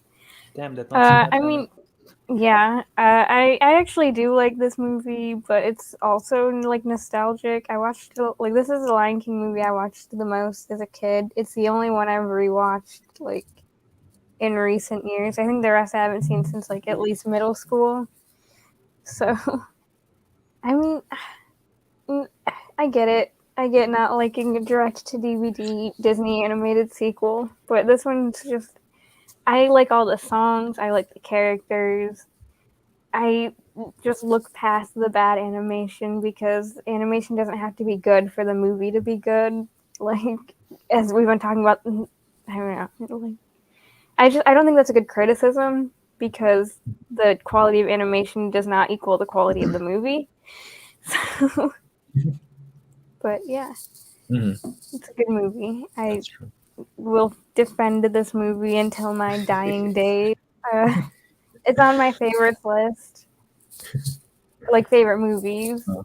as you all know. But in case any of the viewers,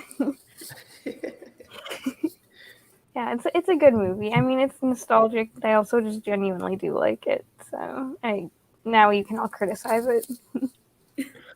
Hey, I don't know if we want to go to me since I had it as my number 9 before going to Cole. Oh, You I said, guess.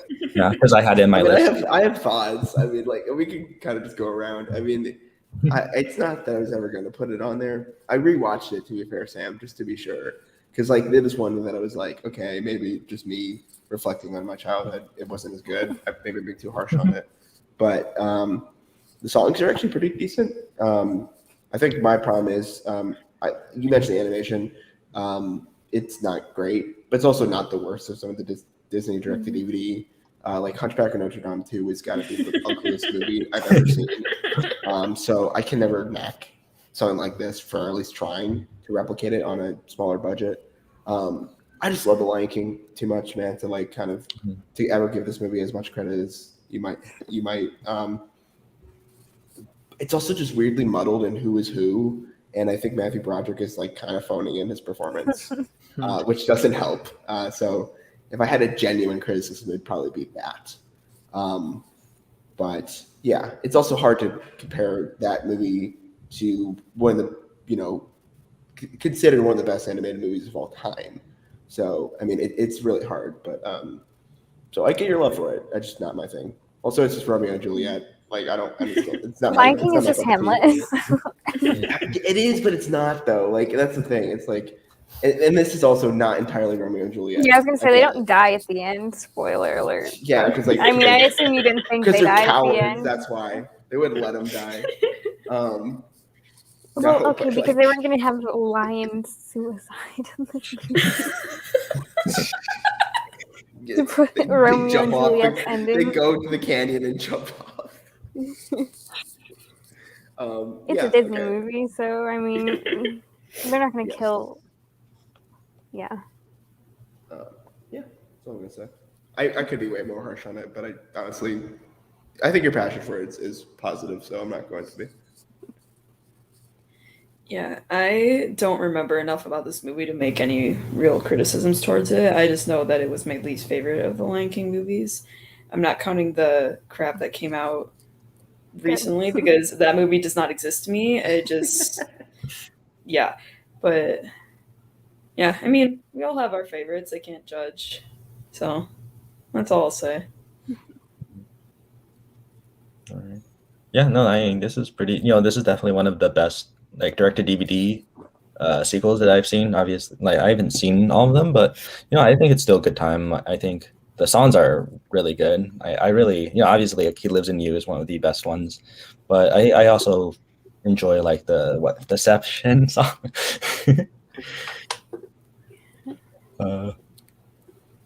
Animation is inconsistent, but that's direct to DVD for you, so.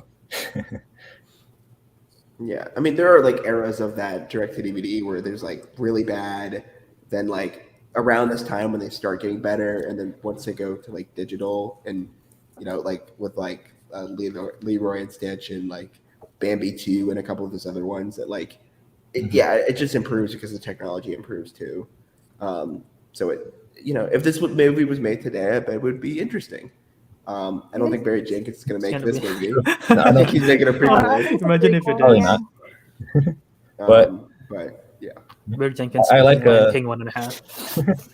I like Kiara and Kobe's romance. I think they Yeah, I think that Love Will Find a Way is a better song than Can You Feel the Love Tonight. Boo. I know. Hey, that's fair. Yeah.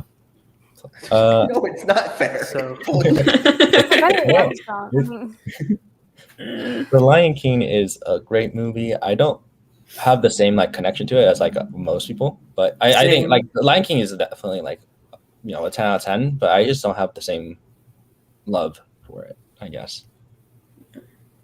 Yeah, I definitely feel the same way. Lion King is it's objectively a great movie. Yeah. It's just, it never sat with me the same way that it does most other people. Exactly. So I think that could also be a reason, I think I like The Lion King too. Like, because with Cole, you were saying how, you love the Lion King so much that's hard to like. Yeah. Which is why I really hate Lion King 1.5. Like, oh yeah, At least this For is sure. trying something sort of new, even though it does follow sort of similar beats, just different contexts. But yeah, so you can imagine. Yeah, it's all about perspective on these sometimes. Yeah.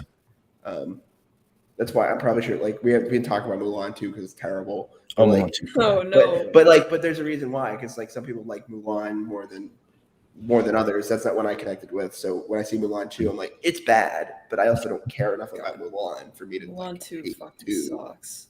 Mulan, I know Mulan 2 is bad though. It's bad.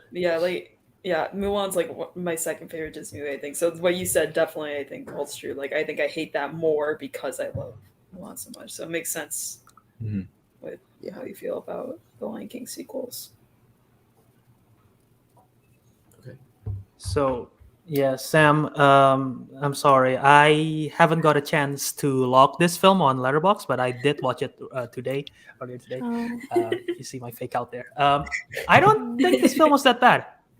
I don't take it. love it. I don't think it's bad. The music definitely is nothing close to the original. The plot is interesting. It's very much Romeo and Juliet, like you said. But yeah, overall, it's okay. I wouldn't put it number one, but it's okay. And also, what's the name of the evil lion that turns good? Kovu? Kiara's. Kovu? Yes, Kovu? he reminds me so much of Zuko from Last Airbender. I don't know why, but yeah. He's voiced by the one English dub of Haku in Spirited Away. Yep. That's Interesting. And Kiara is in Scream. Scream. Yep. And well, all the Scream movies. Neve Campbell. Mm-hmm. Like you couldn't say Nev Campbell, like as if she isn't like a big enough actress. She's pretty big. Nev Campbell, I'm best pretty known. sure that Lion King 2 is the only thing I've seen her in, so. You haven't seen Scream? You haven't seen Yeah. Skyscraper? Oh, God. wait, actually, no, I don't think I have. I saw San Andreas. No, Oh right. Okay. She's not in that. I know, but sometimes I get those two mixed up. So. Fair. All right. So yeah, We're Cole's who's turn. next? It's My your turn? call. Yep. Yeah. Are we at 2 or 1? Yeah. That's fine. One. 1. One. Oh, Would okay, I put Shrek Lion 2. King 2 at 2? You're right. I'm sorry. All right, Shrek 2. Shrek 2 is the best animated sequel of all time. I think it does everything that the first one does, but better. I think Fairy Godmother is such a good villain, and I think the introduction of Puss in Boots is fantastic. Mhm. Everyone else is doing basically what they did in the first movie, but better. That's right. That's right. You didn't have to put Yeah. whatever your pick was for Smurfs Smurfs 2. 2. You had to put Smurfs 2 because you need an orange cat. We got an orange cat. Yeah. And now we have two. So Human Shrek is weird, but also oddly, interesting. Let's just say, not me, maybe, but yeah. I think also it helps that like 3 and 4 are just so bad in my opinion that like this one really stands out being so good. Yeah, there's so many like the jokes in the first one that were meant for adults, if you want to call it that, were like they're pretty obvious now when you watch them, but like these ones in here, there's like we're kind of throwing them left and right. I think the cops one's a great example where they do the fake cops thing and they drop the kitty litter. When they drop the kitty litter and Puss in Boots like that's not mine. It's like things like that. It's just like so funny, and all the potion and like when they're in the office and he's like, "We're from the union," and he's like, "Have you had any issues with Fairy Godmother?" It's like things like that make it really enjoyable for me. A 21-year-old man like. I know this is stupid, but like I think in terms of what DreamWorks did at the time, like it really is a standout, and they put a lot of effort into it. And there's also Ye Old Starbucks. So plus Holding Out for a Hero is like Yes. one of the best. The uses, endings. even better than Love that. it's a so better much. use than it was in Footloose, or not Footloose, Flashdance. Yeah. It's like I think it's so good. And also talking about DVD extras, that one had Far Far Away Idol, which is also great. So Yep. And the Oh, I DVD think I menu on remember that was that. I also remember that. fantastic. So yeah, that's why this is the best animated sequel of all time, in my opinion. So, Yeah. I definitely love this. I think either this or the first Shrek are probably my favorite DreamWorks movie. Anyways, but this one, I think the scene with holding out for a hero is just so well done. It's just, yeah, I don't really have anything negative to say about this movie. It's a great movie. Shrek is awesome. So Shrek is love, Shrek is life. don't say that. I had to say it. Also, this doesn't count as a sequel, but if anyone's never seen Shrek Retold, great I video have, you gotta yeah. watch on YouTube. It's like them taking clips of the first movie and like giving everybody a different animation style. I recommend it. It's fantastic. Yeah. All right. Well, Shrek 2 is great. It's, it only because I love Toy Story 3 more. That's why this is my number 2. But it's still a really, really good movie. It's better than the first Shrek. I agree. I'm just like trying to think what else would I say that Cole hasn't said. Because The dinner the sequence is soundtrack great. is really The good. dinner sequence also Oh yeah, really the dinner good. sequence. Oh yeah, so good. There's a lot of great uses of montage in that movie, like particularly how they like cut between different bits of animation of like emphasizing things. Like that's a great example of that in that movie. I think it's really solid. Like them breaking all the bones and then like Donkey basically being a dumbass and breaking up the conversation. It's like great. Yeah, and Mongo, great character. Love Mongo. Yes, Mongo man. know. No. I'm sorry, I'm rambling.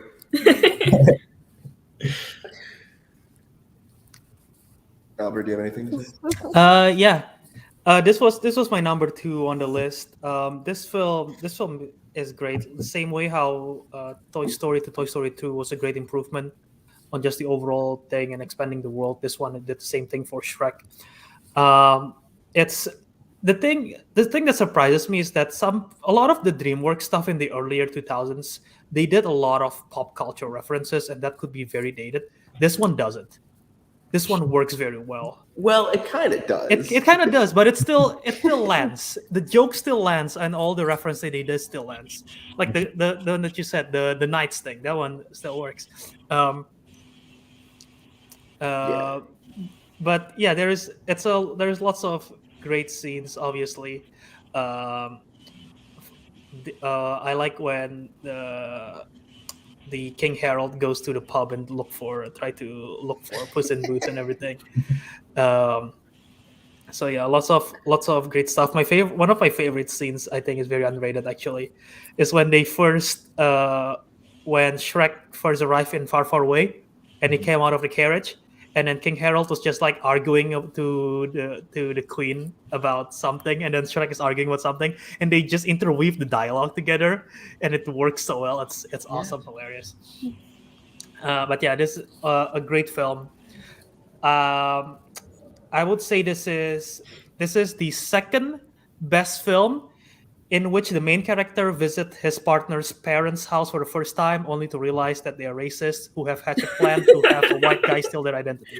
Oh my god. I see you use Letterboxd as well. Cool.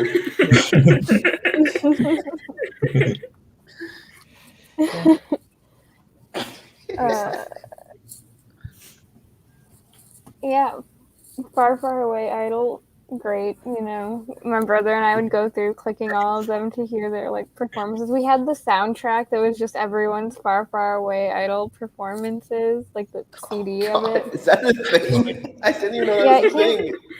It came with our DVD, so. Okay. But also, one of our I most watched it. played PS2 games was the Shrek 2 Yeah, that was good. PS2 game. It's great. It's a great game. Did my Wi-Fi go out for a second? Yeah, a little bit, but we got what you were saying. Okay. Yeah, the game. Yeah, Shrek PS2 game, great game. Highly recommend. the Shrek ripoff Smash Brothers was also good. Oh, It from came Super Smash? after I didn't know Super, that. yeah, that was also great. Yeah. Yeah, we played that a lot too. It was great. All right. Yeah. Okay.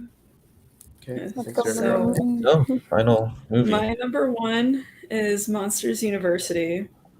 I know it's a bit of a hot take. Like putting aside, like I no more than a bit of a hot take. I don't know what it is about this movie that makes me love it as much as I do. Yeah, it for some reason it's my second favorite Pixar movie, only after Ratatouille. That's something that I don't really know how to justify. I think part of the reason I like it more than the original because Randall scared the fuck out of me as a kid. So like I grew out of that once I got to Monsters University. So but I just think I love the scare games like aspect. I like all like the different people in the cast, like Aubrey Plaza, Charlie Day, like all those people. I love seeing all those additions to the original characters, and I think just like the whole point of like where Mike like kind of felt like he really just had to continually prove himself to like that he belonged in the scare program, like all that. That's something that I feel like I always have dealt with in school, like just continually having to prove myself. So I think that part stuck with me a lot. But I love this movie so much. Hmm.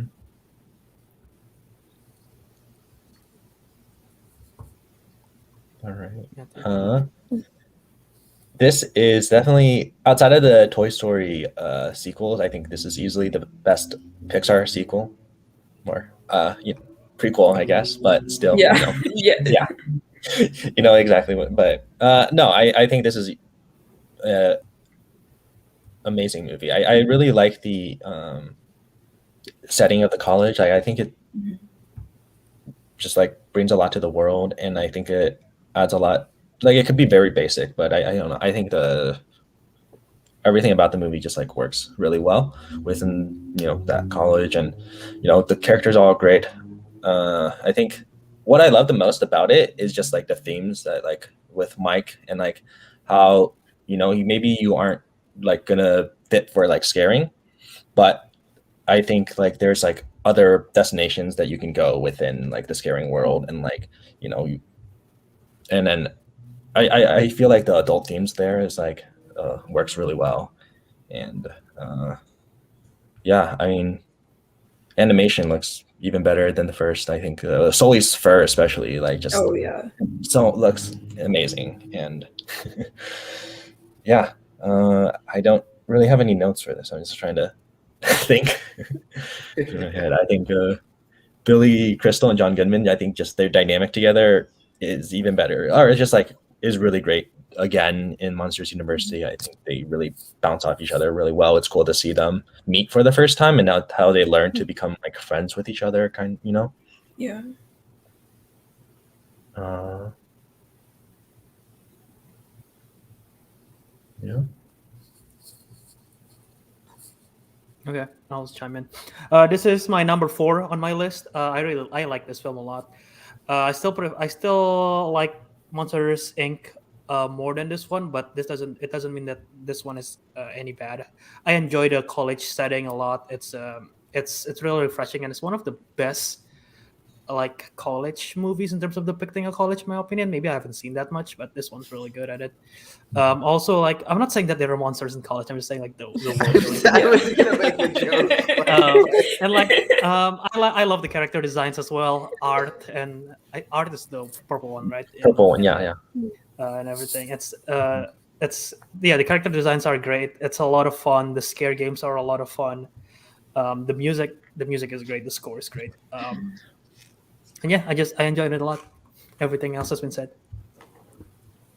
Yeah, I mean, I like Monsters Inc. better, but it's also just more nostalgic. But Monsters University is still good. Scare games are fun. I guess, yeah, everything's been said, but I will add that when I was a TL, we had to do like the traditions tour where we talked about all of the cool stuff on campus, and they I was specifically wondering if told us, somebody's gonna "Hey." mention this. They said, "Hey, you're not allowed to tell people that the Ark in Monsters University is based off the Ark here because that's not true. Like, do not tell people Yeah. that. This rumor keeps going around. We want to stop it. Like, no, just don't even talk about it." Yeah, I remember So- being told that and thinking it was super cool, but then when I researched it, found out that it was a lie and that it was some school in like California or something like that. I don't think it's Yeah. a lie because there are concept drawings that look eerily similar. Well, I think it's just a if you look- coincidence. Just Yeah. I think it's more of a coincidence because, like, online, like every source I've seen says it's like some other school that it's based off of. Yeah, whatever. Mhm. But like in my heart, I Doesn't like diminish the movie. I'm just gonna say that. Yeah, I like to Um, think it's based off of our Ark, but Yeah, the it is. BGR No, it said is. do not tell. No, Sam. So it if any is. of my It is. students are here, it's not. But if none of my students are hey, here, BGR is over. You don't need to lie to them anymore. that's true. Yeah. They stole your R2D2, so you know. Well, my students didn't steal my R2D2. My students tried to As far find as it. you know. As One far of as my you know. students went out and like searched for it until 1 a.m. Oh So, my god. Hmm. Okay. anyways, I'll be quick. RIP I'll be quick about R2D2. this. RIP R2D2. I think this is one I need to rewatch probably. I just think it's like the most average Pixar movie I've ever seen. I'm sorry. I think like the weird retcon they do with it, it's also like kind of bizarre. It kind of hurts the first movie. But I also don't have a big connection to the first movie like a lot of people do. Even though it came around that time that I was growing up. So like I should technically, but I just don't. So it's kind of a sour note to end on. I just don't really care for it. But I'm glad you guys all found something in it. So All right. I forgot to say, But but I I did- do. I do want to say though, Albert, I did sit next to a guy who looked like Sully in my econ class. So, he was really big. He had blue fur. Yeah.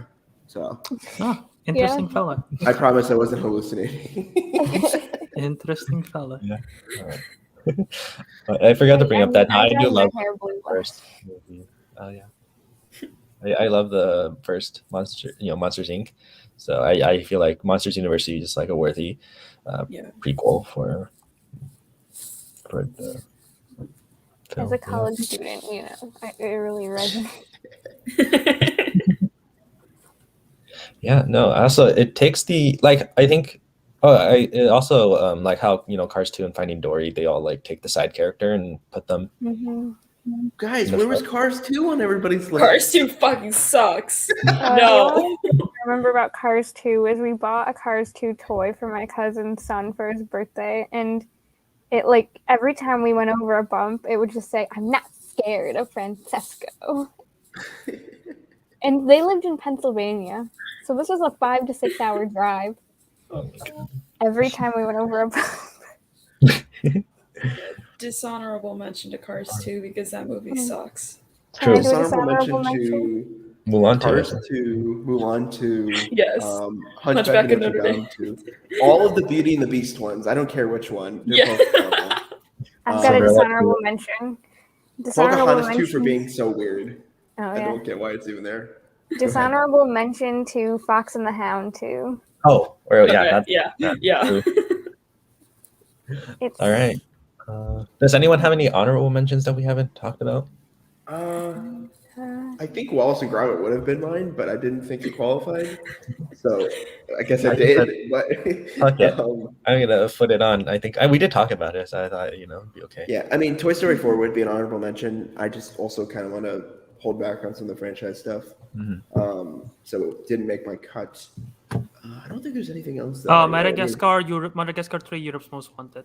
Madagascar 2, Escape to Africa. That one's Moto, baby. that one Fucking- sucks. Oh, I know, it's so bad, but I love it so much. That's it for me. Yeah, I don't. I've said everything. I haven't seen Cat Returns. That's the one Oh, Ghibli this is- sequel. yeah. No, that's a spin. That's a Um, spin-off. So I didn't count it. I mean, if I saw it, I probably would have fought for it just because I would put it- on my list But- if it counted. But I yeah. got a Miyazaki movie, so I'm okay. I'm okay on this. Yeah. I'm not gonna say honorable mention or dishonorable mention, but just Just mention. to mention. Just a mention. This fits in the same way that Smurfs 2 and Squeakle does, but Garfield: A Tale of Two Kitties. I just want to mention Orange Cat. Okay, Counter, I'm but also- done. Gotta No, get no, that no, out. no, no, no, It's I'm not praising it. I'm not Oh. praising it. I'm not praising it. Can I please just finish my sentence? When we watched it, my cat watched it with us. My orange cat watched it with us. So like, Okay. I wanted to put that cute picture. Good job for in there. representation. Let's I go. love that. So I did. Poor orange cat. I did want to All say. orange cats everywhere party. Okay. Cultural I did want to phenomenon. say for the Cat Returns. I think if it counts as a sequel, then I definitely would have it on my list. Like it would definitely be up there somewhere because I have a lot of nostalgia towards it. Plus, Orange Cat Counter 4. Why? Because I mentioned my orange cat, Wouldn't the I real agree? orange. Oh yeah, that's fine. That's fine. Right. Anyways, let's go. It's been over 3 hours. Bye. This has been real. I gotta go. Less to than bed. I 3 gotta hours work. long. Thanks for hosting, Matthew. Yeah. Yeah, Thanks for hosting. Thanks for being here. This is fun. Yeah, Got I'll be What back was this twice. was not next about week. Adam's Family, right? Is that what this Yeah. was? Yeah. Or Adam's Family Adam's 2. Family 2. Okay, whatever. After We Collide or After We Fell comes out too, but it's not playing at Wabash Landing, so unfortunately. Tragic. But we yeah. got 4 franchises I'll next be week, there. and we got I'll also be there for the one he's I'm there. I'll be Gryffindor. there for that one too. Mhm. So, I don't remember every other match, but you guys. the match. John VJ Deep on Thursday, Sunday, Oh, Colin and- versus Sean. Very excited for that one. See friends become enemies. Always love to see it. The Civil War going on. All right.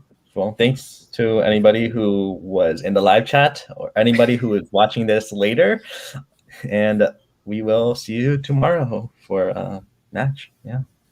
Bye. Bye.